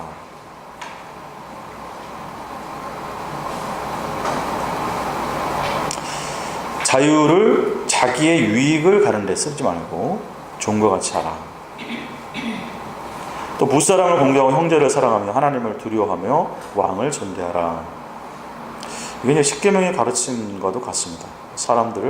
사람들을 경외하고, 그러니까 사람들을 사랑하고 하나님은 두려워하고 세상에 있는 왕들을 존대하라 라고 이렇게 표현합니다. 기본적인 그 삶의 어떤 지침이라고 표현할 수 있고요. 원리죠. 그것을 우리가 늘 잊지 않는 겁니다. 사람은 사랑의 대상이지 미움의 대상이거나 우리가 뭔가를 내가 이용하는 그런 대상이 아니다라는 사실이고요. 하나님 앞에서도 마찬가지고요. 자, 뒤에 이제 18절부터는 이제 사환들아라고 말해서 이제 종들이죠. 앞에서 하나님의 종과 같이라고 하는 표현이 나와 있는데, 물론 여기가 이제 문자 그대로 당시의 어떤 노예들이나 그런 종들에게 하는 표현일 수 있어요. 그런데 저는 이 말씀을 읽을 때 하나님의 종된 우리가 어떻게 하나님께 그렇게 해야 되느냐, 또는 우리 위에 누군가에 그렇게 해야 되느냐라고 하는 말씀으로, 그러니까 하나님과 연관해서도 생각하고 또 우리가 함께 있는 그러한 공동체나 또는 이 세상에 있는 그러한 가운데서 동일하게 좀 적용하는 말씀으로 하면 이 세 가지, 그러니까 하나님과의 관계, 또 교회 안에서의 어떤 그 공동체, 그리고 믿지 않는 사람들과 함께 있는 그런 세상 가운데서 어떻게 우리의 상관과 위에 있는 사람들에게 어떤 자세를 가지고 있어야 되냐라고 하는 것을 이제 말해주고 있는 것 같아요. 그렇게 좀 이해하시면서 읽어보시면 여기 보면 참 어려워요. 뭐냐면 관용하는 자들에게만 순종하는 게 아니라 까다로운 자들에게도 그렇게 하라. 저희 성도들 이렇게 직장 사는 분들 이렇게 오면 어떤 분 때문에 막 힘들어 죽겠다고 그래가지고 이렇게 막 이제 뒷담화 하시는 분들 계시잖아요. 참 많이 정말 안타까운 일이 참 많아요. 막 같이 이제 욕도 하고 그러지만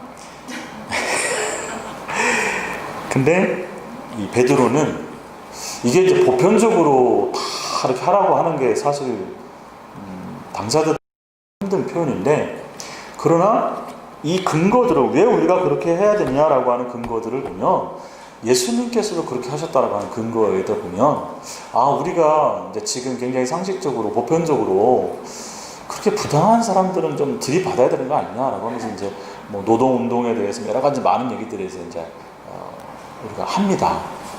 그런데 한 번 더 우리 거룩한 제사장이다 예수 그리스도께서 하시는 그러한 방식을 따라서 우리도 주님이 가신 그러한 십자가의 길을 걸어가야 된다라고 하는 그 사상과 그 신앙을 가지고 지금 우리의 그러니까 특별히 신앙인들의 모습을 생각해 보면 저희가 조금 이제 여러분들 아닐 수도 있으니까 저는 좀 더 넘어간 게 아닌가. 그러니까 세상에 있는 가치관 쪽으로 조금 더 가지 않는다는 생각이 드는 거죠. 그만큼 지금 저희가 점검해야 되는 것은 정말 주님의 방법. 제가 처음 이 성소연연에서 말씀을 묵상하면서 그때 우리 문정호 목사님을 통해서 자기 부인에 대한 얘기 굉장히 많이 들었어요. 그러면서 하나하나 그 가치관과 세계관을 교정해 나가는 과정에서 느꼈던 것은요, 정말 다르구나. 그러니까 자기를 부인한다는 것은 결국 죽는 거잖아요. 자아가 죽는 게 아니고 옛사람, 그러니까 정욕을 따라서 세상의 가치관과 세계관을 따라서 살아가는 그러한 모든 것들을 부인하고 정말 하나님께서 원하시는 선하시고 기뻐하시고 온전하신 그 뜻을 따라서 행하는 방식은 정말 많은 희생과 또 내려놓음과 이런 것들이 전제되지 않으면 안 되는 것들이더라고요.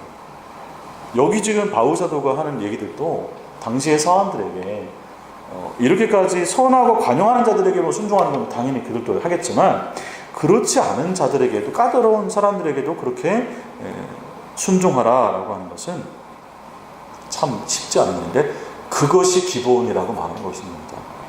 뒤에 보세요. 부당하게 고난을 받아도 이제 근거를 이제 말하고 있죠. 하나님을 생각함으로 슬픔을 참는 이는 아름다우나, 죄가 있어서 매를 맞고 참으면 무슨 칭찬이, 이건 당연하죠. 자기가 잘못해가지고 매를 맞고 핍박을 받는 것은 문제가 있는 거죠.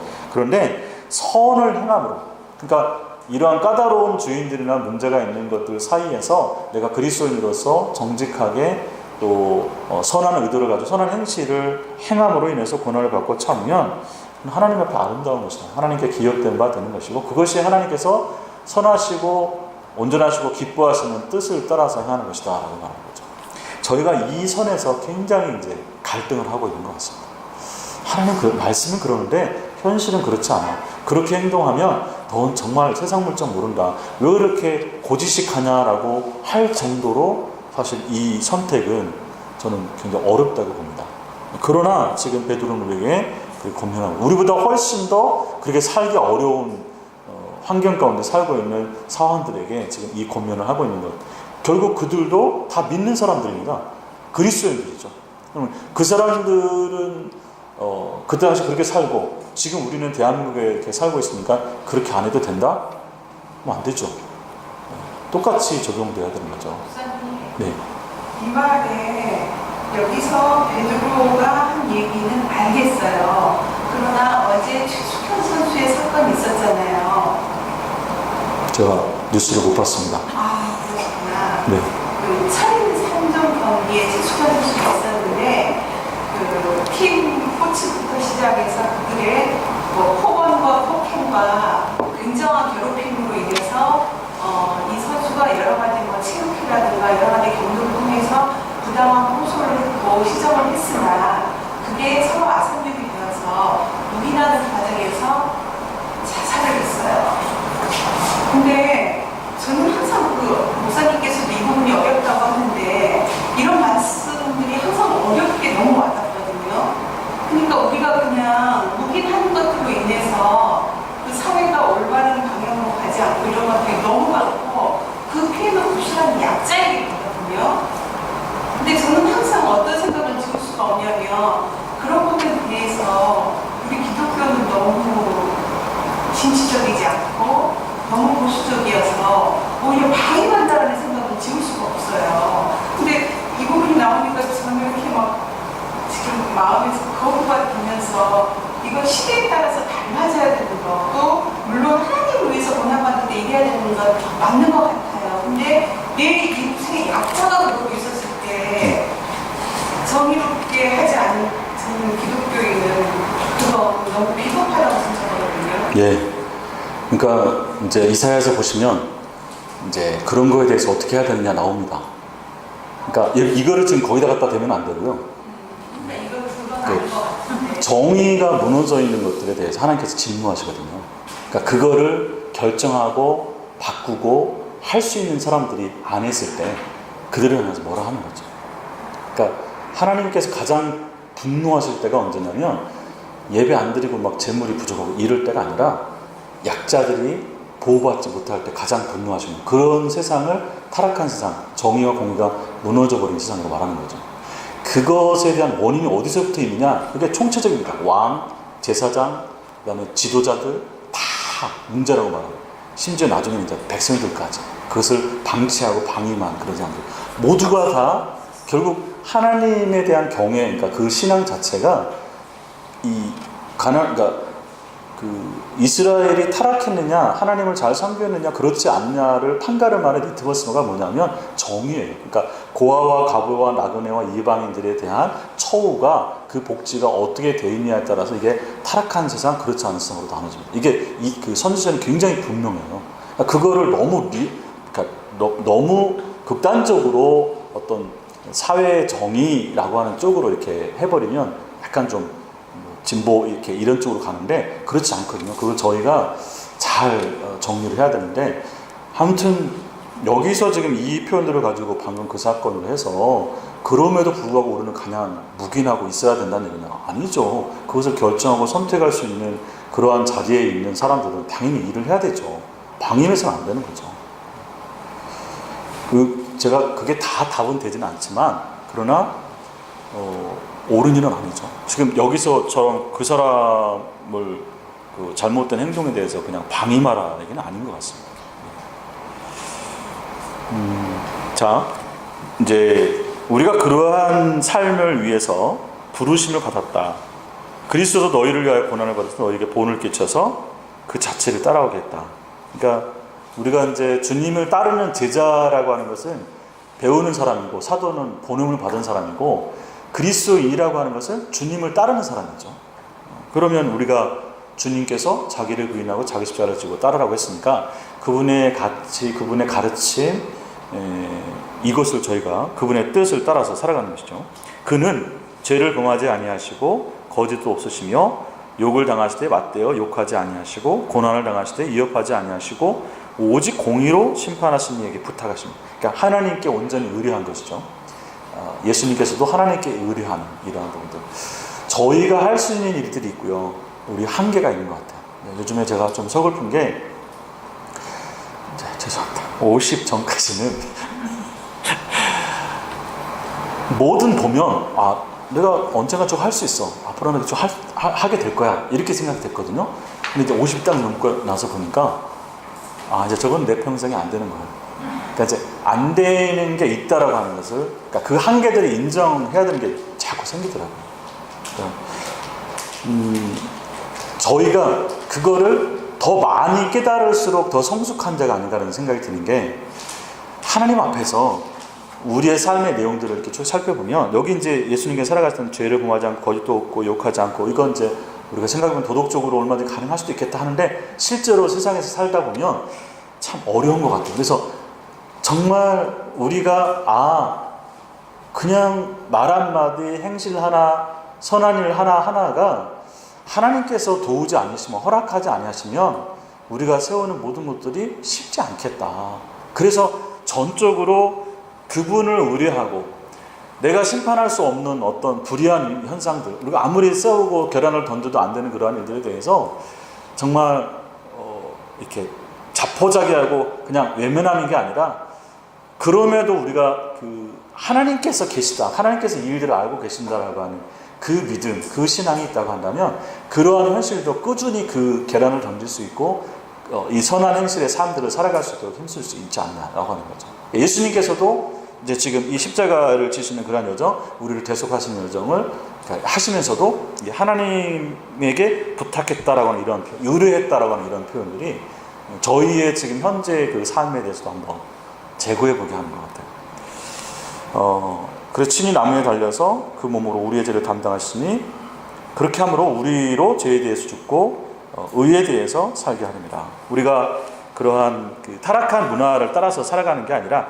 정욕을 따라서 살아가는 그러한 삶이 아니라, 선한 행실, 그러한 행실을 살아갈 수 있도록 그 의에 대해서는 살게 합니다. 하나님의 뜻을 따라 살아가는 그러한 선한 행실에 있어서는 우리가 살아갈 수 있도록, 이게 이제 같은 얘기잖아요. 우리가 하나님을 믿기 전에는, 알기 전에는, 하나님의 백성이 되기 전에는 하나님 믿을 수도 없고 선한 행실을 우리 스스로 할 수도 없는 존재였지만, 이제는 예수님을 통해서 우리가 성령의 능력을 덧입고 그러한 믿음과 그러한 선한 행실과 이러한 모든 것들을 할 수 있는 능력을 우리도 갖게 되었다는 거죠. 그렇게 우리가 새로운 피조물로, 새 사람으로, 거룩한 제사장으로, 아까 왕같은 제사장이라고 하는 것은 이제는 끌려 사는 노예가 아니라 다스릴 수 있는, 통치할 수 있는, 선포할 수 있는 그런 존재를 또 만들어줬다고 하는 굉장히 특권도 있습니다.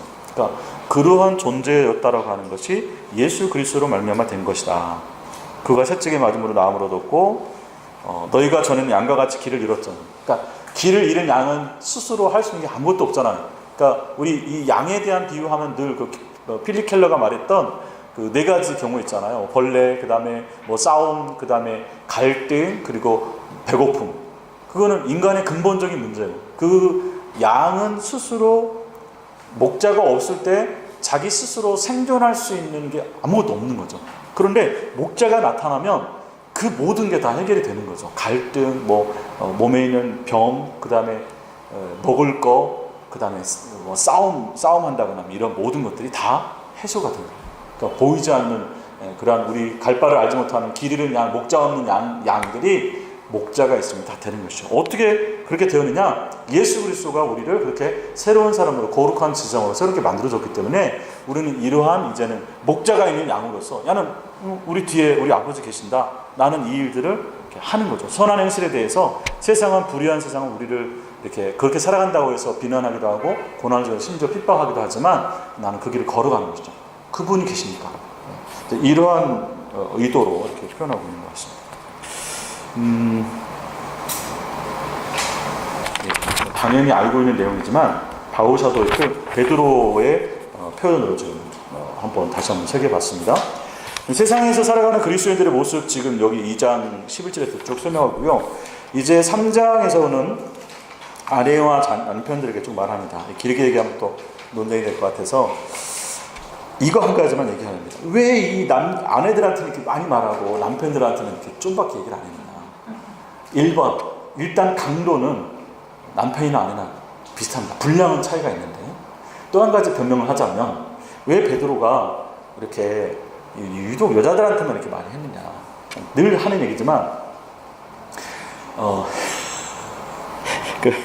좀 똑똑한 사람한테 얘기하지 모자란 사람한테 말 안 합니다. 그렇죠? 형하고 동생하고 싸울 때 절대 공감입니다. 예.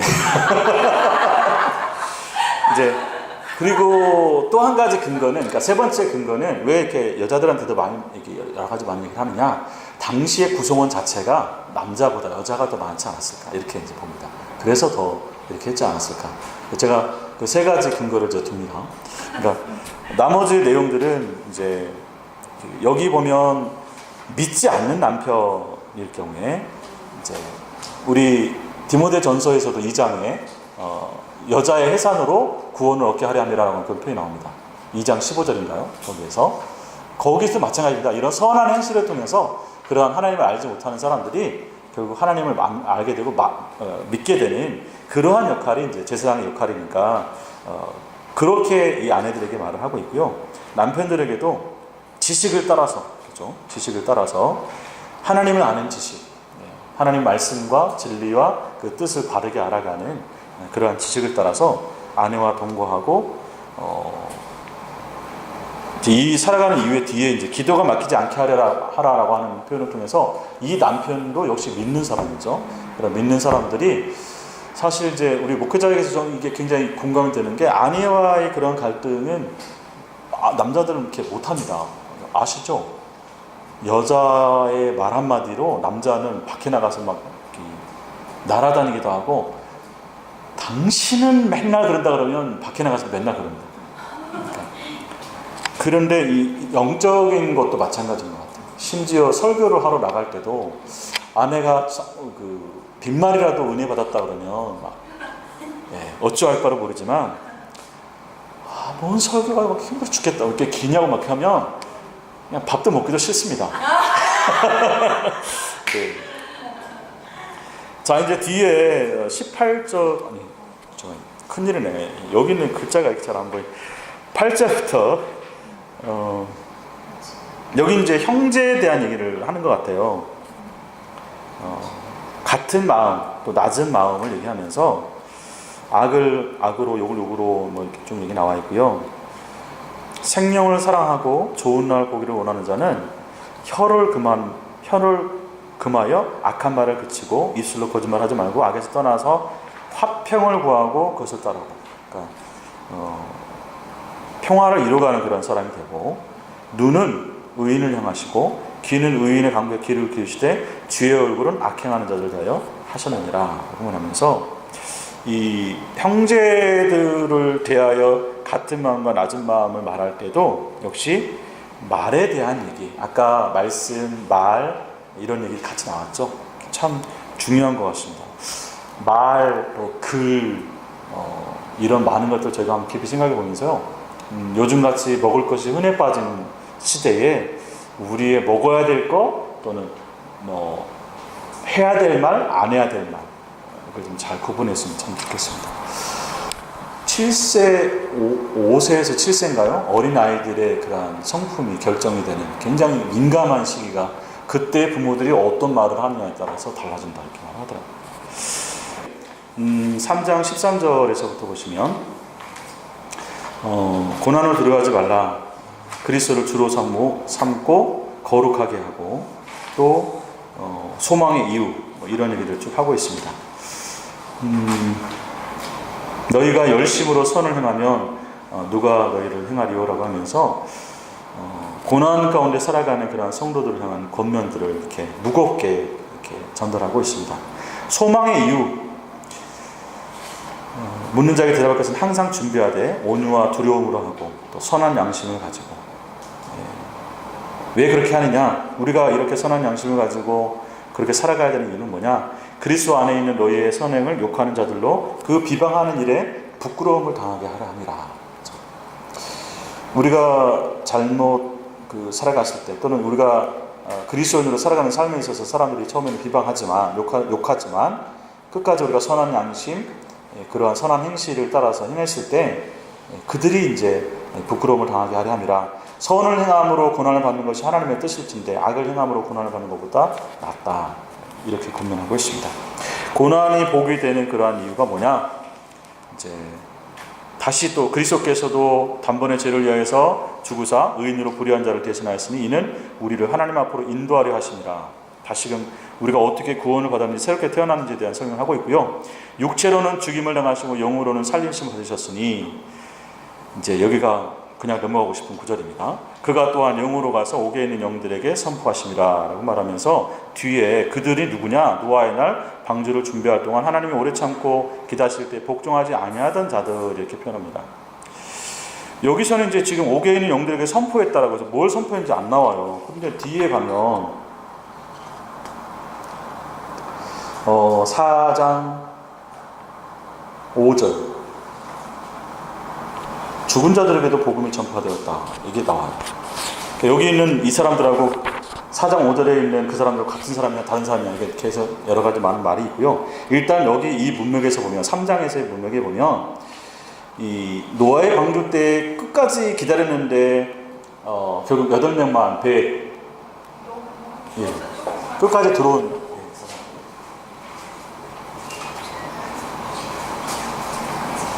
강의가 뜨거워져야 되는데 계속 추운가 봅니다, 여러분들이.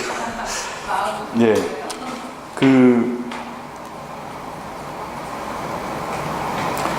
그때 사람들이 미처 다 구원을 못 받았으니까 그 사람들이 와서 복음을 전해가지고 구원을 하기 위해서 이것을 전했다는 얘기냐?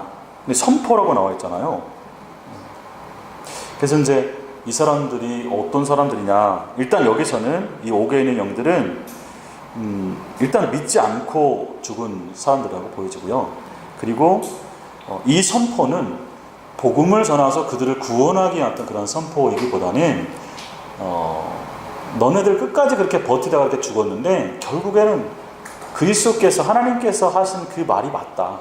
그러니까 이 승리의 선언, 원래 하나님의 의도했던 그러한 삶을 살아갔던 것이 맞다라고 하는 그런 승리의 선포라고 이게 정리하는 게 제일 무난한 해석 같습니다. 이게 아마 전통적으로 이렇게 해석하는 것 같아요. 왜냐하면 이제 이게 뭐 조직신학적으로 뭐 죽은 사람들에게도 복음을 전해서 그 사람들이 다시 회개하고 돌아오면 구원을 받느냐, 이게 이제 가장 큰 걸림돌이거든요.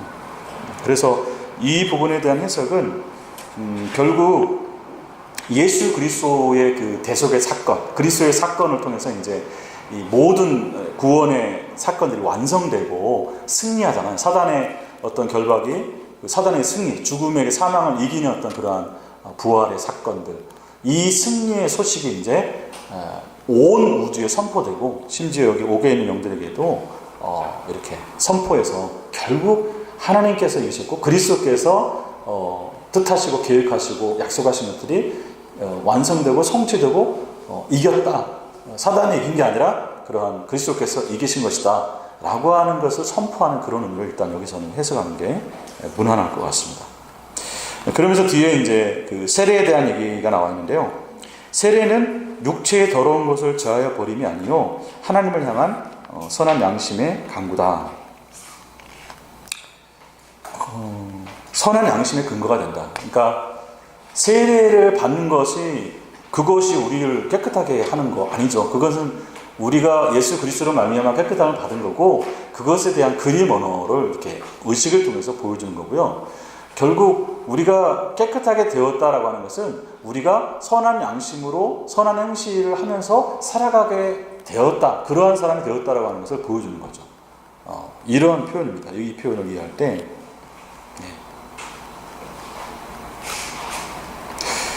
예수님께서 이제 이 뒤에 천사들과 권세들과 능력에 있는 복종한다라고 하는 이 마무리 구절을 통해서도 앞에 나와 있는 이 선포가 옥에 있는 19절에 나와 있는 선포가 그러한 승리의 선포다.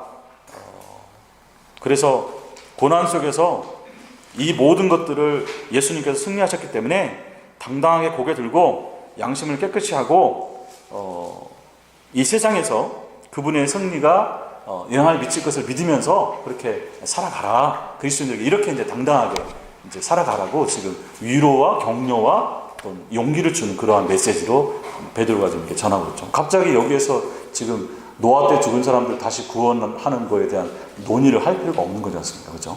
네. 그런 문맥을 통해서 이 부분을 이렇게 해석을 하고요. 4장에 가면 이제 또다시 그 구절이 나오는데요. 일단 앞부분에서 그리스도께서 이미 육체의 고난을 받으셨으니 너희도 같은 마음으로 갑옷을 삼으라. 그리스도인들이 이제 고난에 대한 지금 내용들을 좀 조금씩 다루고 있는데요. 정욕을 따라서 살지 말고 하나님의 뜻을 따라 살아라. 그리고 그러한 정욕을 따라서 살지 않고 하나님의 뜻을 따라서 살아가는 삶에 있어서 그거를 전투적 용어로 지금 전투적 삶이다. 이게 참 어렵잖아요. 그런 삶들이. 전투적 삶이다라고 하는 것은 사실 목숨 걸고 하는 싸움입니다. 그런 정도로 어렵다라고 하는 거죠. 거기에 임하는 자체도 우리가 가볍게 해서도 안 되고 그냥 그런 행위에 대해서도 우리가 그냥 너무 쉽게 넘어가서도 안 되고 굉장히 묵직하게 이러한 부분들을 좀 다뤄야 된다. 이런 얘기를 표현하고 있는 것입니다. 3절에 보면 이제 편지를 받는 사람들이 아까 이제 그리스도인들, 그러니까 소아시아 북부 지역에 있는 그리스도인들이라고 표현한 이유도 여기입니다. 이전에 이제 그 사람들이 예수님 믿기 전에, 그러니까 꼭 유대인이 아니라 이방인이 아니라 유대인이든지 이방이든지 믿기 전에 예수님을 믿기 전과 후. 그래서 여기서 보면 3절에 보면 하나님을 믿기 전에 그리스도인이 되기 전에 거룩한 세상이 되기 전에는 음란과 정욕과 술 취함과 방탕과 향락과 무복한 우상 숭배를 하여 이방인의 뜻을 따라 행한 것은 지나간 때로 족하다. 이제는 새 사람을 입었기 때문에 이와 반대로 정욕을 따라 사는 것이 아니라 하나님의 뜻을 따라서 선한 행실을 행하는 그러한 거룩한 제사장으로서의 삶을 살아가라. 이렇게 말하고 있습니다. 이러므로 너희가 그들과 함께 그런 극한 방탕에 다름질하지 아니하는 것을 그들이 이상히 여겨 비방하나. 그러니까 이제 좀 전까지는 이 사람들이 자기도 똑같이 생겼는데 예수 믿는다는 이유로 이 사람들이 다 다르게 사니까 비방하겠죠. 그들이 산자와 죽은 자를 심판하기로 예비하신 이에게 사실대로 구하리라. 이를 위하여 죽은 자들에게도 복음이 전파되었으니 이는 육체로는 사람으로 심판을 받으나 영으로는 하나님을 따라 살게 하려 함이라. 네. 이 여기에 나와 있는 이 표현에서도 여기 있는 죽은 자들이 누구냐? 시계에서 그냥 죽은 사람들, 그래서 그 사람들에게도 복음이 전파되었다. 그래서 구원을 받게 된다. 이건 위험하죠. 그 다음에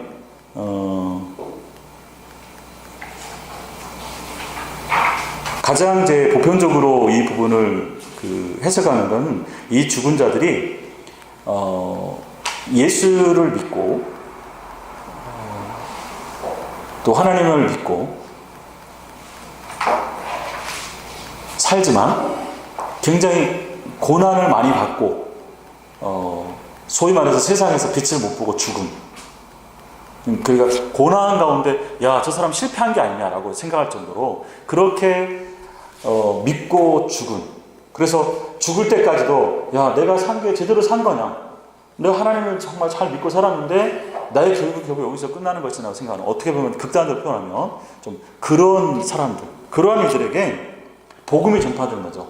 그게 맞다, 그것이 제대로 산 거고, 그런 삶을 살라고 너희들이 그러니까 예수님께서 그렇게 사셨고 예수님도 심지어 그렇게 했지 않느냐라고 말하면서 이 복음이, 죽은 자들에게 복음이 전파되었다, 그들을 뒤에 구원했다, 이게 뒤에 나와 있는데, 결국 이 사람들에게 믿지 않는 사람들이 죽고 나서도 복음을 들을 기회가 있어서 이렇게 돌아왔다, 그런 의미로 말하는 게 아니라, 죽은 자들은 이미 예수를 믿다가 죽은 이들이 결국 그렇게 이해할 수 없는 그러한 현실을 살았었지만, 그러나 이 복음을 전파하면서 그들이 제대로 살았다, 그러한 승리의 소식, 아까도 말했지, 아까도 승리의 소식이라고 하는데 여기서도 이 복음을 그러한 승리의 소식, 이김의 소식, 그러한 의미로 해석을 하면 가장 보편적으로 이 부분을 해석합니다. 그러니까 죽은 자들이 누구냐?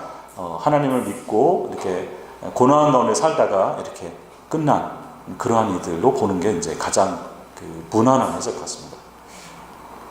그렇지 않으면 이제 아까 말했던 것처럼 어려워지잖아요. 제가 이유를 빨리 나가고 네, 다시 정리합니다. 설명만 정리해주세요. 이 6절에서 네. 영으로 하나님을 따라 살기 위한 4절, 5절에 보면 이제 앞에서 지나간 때로 우리가 이러한 그 선한 행실이 아닌 그 정반대의 타락한 삶을 살아가는 것이 족하다고 말하면서 우리에게는 고난의 그러한 여정, 그러니까 예수를 믿기 때문에 살아가는 그런 고난의 여정이 있잖아요. 이런 삶을 살아가는데 또 4절에 보면 우리가 그리스도인을 살아가는 데 있어서 그 방탕한 자들이 우리를 비방하잖아요. 그러다가 어떤 이들은 죽잖아요. 그렇죠. 그런 사람들이 이제 그대로 끝난 게 아니라 그들에게 하나님께서 결국 이 복음이 전파되는데 그게 끝이 아니라, 그러니까 그 사람들이 실패한 삶을 살아간 게 아니라 제대로 살아간 거다.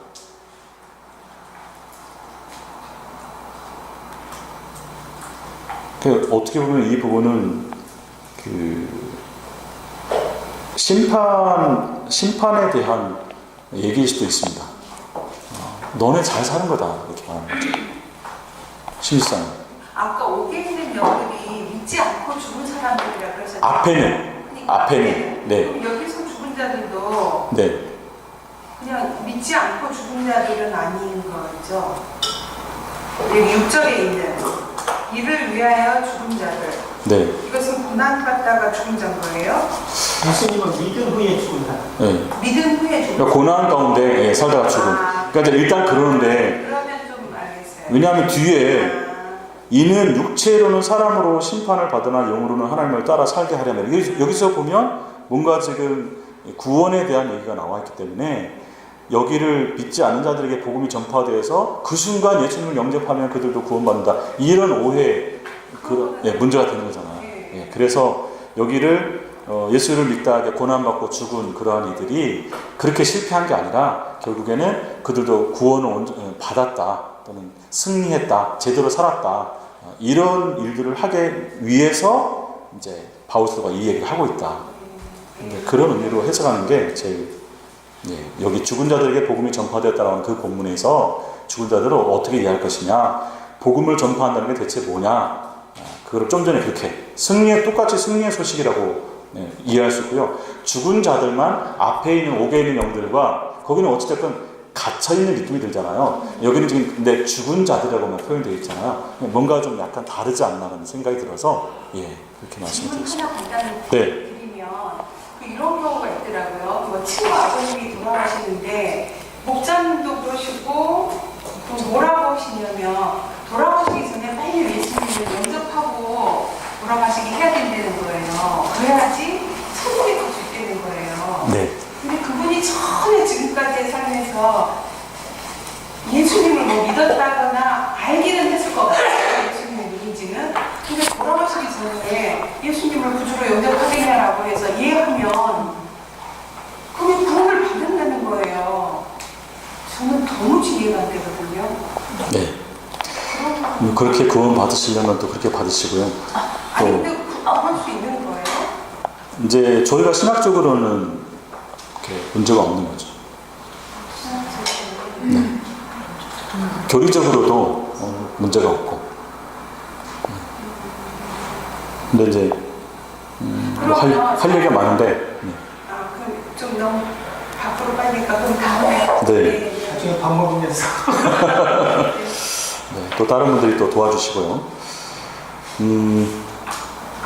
뒤에 이제 만물의 마지막에 가까웠으니 이제 이 표는 그 바울 사도가 뭐 예루살렘 멸망을 예견했는지 자신의 죽음을 예견했는지 전체적으로 우주적 종말을 예견했는지는 잘 알지 못하지만 사실 우리 인생 자체가 늘 이 마지막이 가까이 있는 거죠. 근데 그런 상황들로 좀 그러니까 의미로 좀 해석을 했으면 좋겠고요. 너희는 정신을 차리고 근신하면서 기도하라. 무엇보다 뜨겁게 서로 사랑할지니 사랑은 허다한 죄를 덮는다. 그래서 쭉 우리가 되새기고 실천해야 될 그런 말씀 하나하나 문자 그대로 사실 적용하고 이렇게 순종해야 될 그런 말씀입니다. 그렇게 하는 이유가 뭐냐? 범사의 예수 그리스도로 말미암아 하나님이 영광을 받으시게 하려 함이니 그의 영광과 권능이 세세로 공하도록 입니다. 우리가 그렇게 살도록 결국 예수님께서 하셨는데, 그죠? 예수님께서 그렇게 하신 대로 우리가 사랑하면서 살아가면 그분이 영광받고 그분이 기뻐하고 그렇겠죠. 그래서 우리가 이제 뭐 우리 만들어 놓고 지혜 줬다고 뭐 벌 주고 죽이겠다고 해놓고 또 당신이 와서 또 구원해가지고 또 우리가 살면 또 기뻐하고 일반인들이 보면 이 아주 논리에 굉장히 그 하나님에 대해서도 굉장히 이상하게 봐요. 근데 이제 우리 하나님의 사랑과 오래 참으심과 그런 자비하심을 우리가 깊이 알면 알수록 일반인들에게 무지에서 나오는 그 하나님에 대한 오해를 저희가 좀 불식시키는 그런 그 생각도 좀 가질 수 있다고 봅니다. 자, 마지막인데 짧게 정리해 가겠습니다. 4장 12절에서 19절 말씀에는 우리가 이제 시험을 당하고 고난을 당하면 기뻐하라. 그것이 우리가 이제 복 있는 자로 쭉 설명하는데 우리가 고난을 받고 있으면 결국 우리가 하나님을 잘 믿고 있다. 그런 증거라고도 이렇게 표현을 하는 것 같습니다.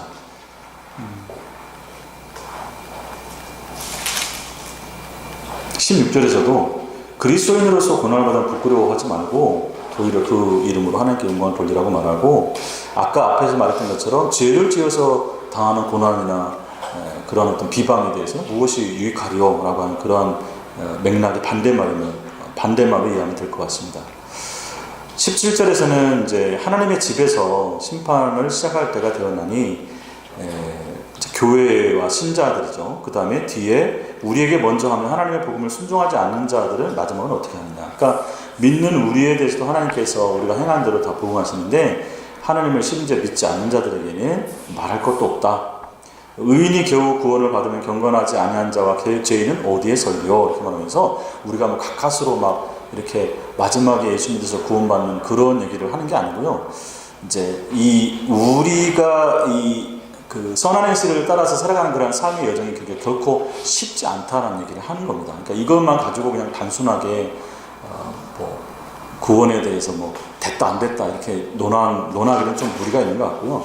지금 베드로의 의도는 선한 행실을 살아가는 삶이 굉장히 어렵다, 쉽지 않다. 그런 그 얘기를 지금 강조하고 있고 그렇게 살지 않는 사람에 대한, 그러니까 하나님 믿지도 않고 그러한 행실에 전혀 고려하지 않는 그러한 사람에 대한 결과는 어떻게 되겠느냐? 그럼 말할 것도 없다. 이렇게 이제 굉장히 대조적으로 지금 강조하고 있는 표현이 아닌가 이렇게 생각도 해집니다. 그러므로 하나님의 뜻대로 고난을 받는 자들은 또한 선을 행하는 가운데 그 영혼을 미쁘신 창조주께 의탁할지라. 신실하신 하나님께 우리가 이제 이런 선한 행실을 행함에 있어서 사실 쉽지 않다. 앞에서 겨우 구원을 받는다라는 그런 표현이 같은 맥락인데요. 진짜 어렵다. 그렇기 때문에 더 우리가 신실하신 하나님께 의뢰하고 그분의 도우심을 구하고 그렇게 해야만 우리가 이 여정을 온전하게 완수해 갈 수 있다. 베드로가 누구보다 그거를 철저히 경험하지 않습니까? 자기는 막 주님 절대 안 된다고 큰소리 빵 쳤다가 그냥 한 대 얻어받았죠. 나중에 전도 열심히 막 사도 이렇게 하다가 가까스로 이제 그 어디 가서 뭐 좀 먹고 있는데 그냥 혼비백산에서 막 또 난리가 나서 막 그렇게 얘기도 들었죠. 그러니까 그런 얘기를 듣는 과정 가운데서 내가 막 가지고 있는 힘과 내 그 칼로 되는 게 아니라 하나님께서 너에게 능력과 이런 지혜와 이런 모든 걸 주셔야만 이러한 선한 행실을 행하는 그런 거룩한 제사장으로서도 사도로서 그런 삶을 온전히 살아갈 수 있는 거구나. 그거를 누구보다도 베드로가 깊이 경험했기 때문에 하나님께 그것을 의탁하고 의뢰하고 그분의 도우심을 따라 살아가는 것에 대해서 이렇게 또 권면했지 않았을까 이렇게 생각되었습니다. 5장에서는 이제 장로된 자들, 지도자들에게 말하고 있는 것 같아요. 나는 함께 장로된 자 또는 그리스도의 고난의 증인 그리고 영광에 참여할 자다. 너희도 그런 자, 나도 그런 자. 너희 중에 있는 하나님의 양무리를 치되 억지로 하지 말고 하나님의 뜻에 따라 자원함으로 하고 더러운 이득을 위해서 하지 말고 기꺼이 하고 또 맡은 자들에게 주정하는 자들 하지 말고 양무리의 본이 되라. 그래서 목자장들이 나타나실 때 쓰지 않은 영광이 얻게 되리라.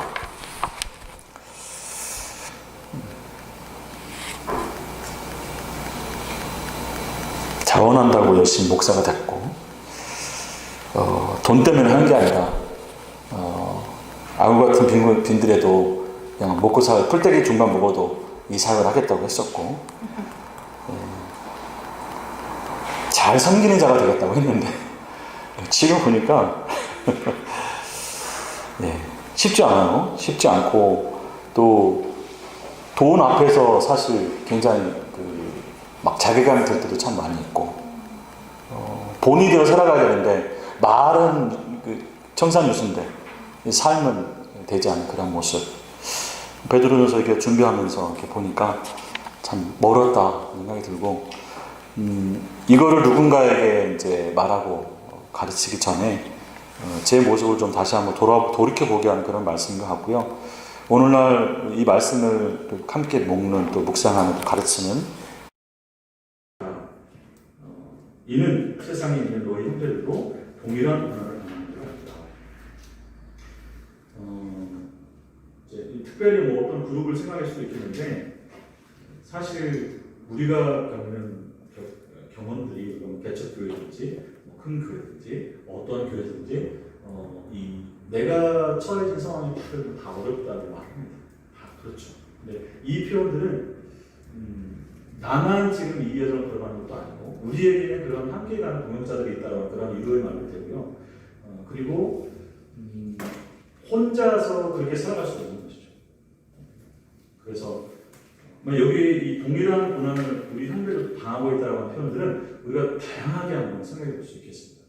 공동체적으로도 생각할 수 있겠고 위로의 말도 되기도 하고요. 도전의 말도 되기도 하고요. 너만 그런 거 아니야. 다른 사람 다 그렇게 하고 있어. 그리고 네가 막 정말 너만 굉장히 힘들다고 생각하는데 그보다 더 한 사람도 있어. 또는 그보다 더 못한 사람도 있어. 이게 뭐 다 이 표현 안에는 담겨 있다고 합니다. 또 뒤에 이제 10절부터는 다시 이제 고난을 당한 너희를 친히 온전하게 하시며 굳건하게 하시며 강하게 하시며 털을 견고하게 하시리라. 누가 은혜의 하나님고 그리스도 안에서 너희를 부사 자기의 영원한 영광에 들어가게 하시니 하나님께서 우리를 그렇게 굳건하게 하고 견고하게 하고 세워 가실 것이다. 우리가 이제 구원과 하나님의 그 신앙의 삶을 살아갈 때 제가 로마서 계속 반복해서 질문드렸었는데 우리가 예수님 때문에 어떤 사람이 되었는가 했을 때 하나님을 믿는 사람이 되었다. 그리스도를 따르는 자가 되었다. 이런 표현으로 제가 이제 묵상을 하면 좀 더 구분하고 그 차이점을 좀 저희가 살릴 필요가 있고요. 지금 저희가 결국 우리를 견고하게 하십니다. 하나님이시죠. 하나님께서 우리를 견고하게 하고 구원하시고 하나님 백성 되게 하시고 이 땅에서 하나님의 거룩한 제사로 살아갈 수 있도록 하시는 것이죠. 그런 자격과 힘과 능력을 주신 게 예수 그리스도의 대속하신 성령의 능력 표현하신 이런 것들이 함께 이제 어우러져 있는 그런 협업이라고 표현할 수도 있겠고, 중요한 것은 하나님께서 하신다, 이런 부분들을 기억했으면 좋겠습니다.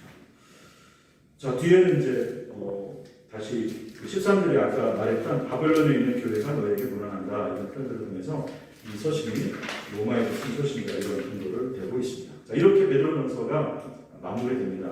크게 교회에 대한 정체성, 그리스도인에 대한 정체성 좀 얘기하고요. 그 다음에 그런 세상 가운데서 세상을 어떻게 바라볼 것이냐라고 하는 점과 그 가운데서 당하는 고난들에 대해서 어떻게 살아가야 되며, 그러한 고난 속에서 우리가 선한 행실을 당당하게 또 꾸준하게 살아가야 되는 그러한 근거, 그러한 힘, 이게 어디서부터 오는 것이냐, 그 결과는 무엇이냐, 그리고 그러한 믿지 않는 자들을 우리가 어떤 시각으로 바라볼 것이냐, 이런 점들에 대해서 이제 다뤄주고 있는 것 같습니다. 깊이 다 못 다뤘지만 여기까지 하겠습니다. 기도합니다. 하나님 고맙습니다. 베드로 사도가 기록한 이 베드로 전서 말씀을 우리가 함께 읽으면서 그 뜻을, 그 의미들을 다시 한번 되새겨 보았습니다. 하나님, 앞으로 저희가 며칠 동안 이 말씀을 묵상해 갈 때에 베드로 사도가 전한 이 귀한 복음의 말씀, 생명의 말씀, 하나님 말씀을 우리가 잘 깨닫고 또 기억하면서 우리의 삶의 자리에서, 우리의 교회와 가정에서 정말 이 험난한 세상 가운데서 선한 행실을 하는 그리스도인으로서 살아가는 사람들을 다시 한번 되새기고 기억하고 다짐할 수 있도록 인도해 주시며, 특별히 이 어려운 시기에 우리가 정말 주님께서 걸어가신 그 길, 그 가치관, 그 세계관을 따라서 자기를 부인하며 살아가는 그런 삶이 무엇인지, 또 우리 주위에 믿지 않는 이들의 그 무지한 비방과 비난 속에서도 우리가 묵묵히 우리의 몸으로 이 믿음을 살아내야 될 것이 무엇인지를 다시 한번 분명하고 또 온전하게 깨달을 수 있게 도와주셔서 우리 모든 이 말씀 묵상하는 이들이 정말 성숙한 그런 사랑의 성도들로 그리스도인으로 온전하게 설 수 있도록, 그래서 구원을 완성해 갈 수 있도록 하나님께서 축복하여 주시고 인도하여 주옵소서. 우리에게 날마다 이 묵상의 능력, 말씀의 능력, 이 믿음의 능력을 또 맛보고 또 누리고 또 그것을 나누는, 그래서 선한 열매로 우리 주님한테 영광 돌릴 수 있는 그러한 삶이, 그런 복이 우리 가운데 충만하게 역사하고 또 이루어질 수 있도록 주님께서 함께하여 주시옵소서. 아멘. 모든 것을 감사드리며 우리의 말씀의 주 예수 그리스도의 이름으로 감사하며 기도하옵나이다. 아멘. 고맙습니다.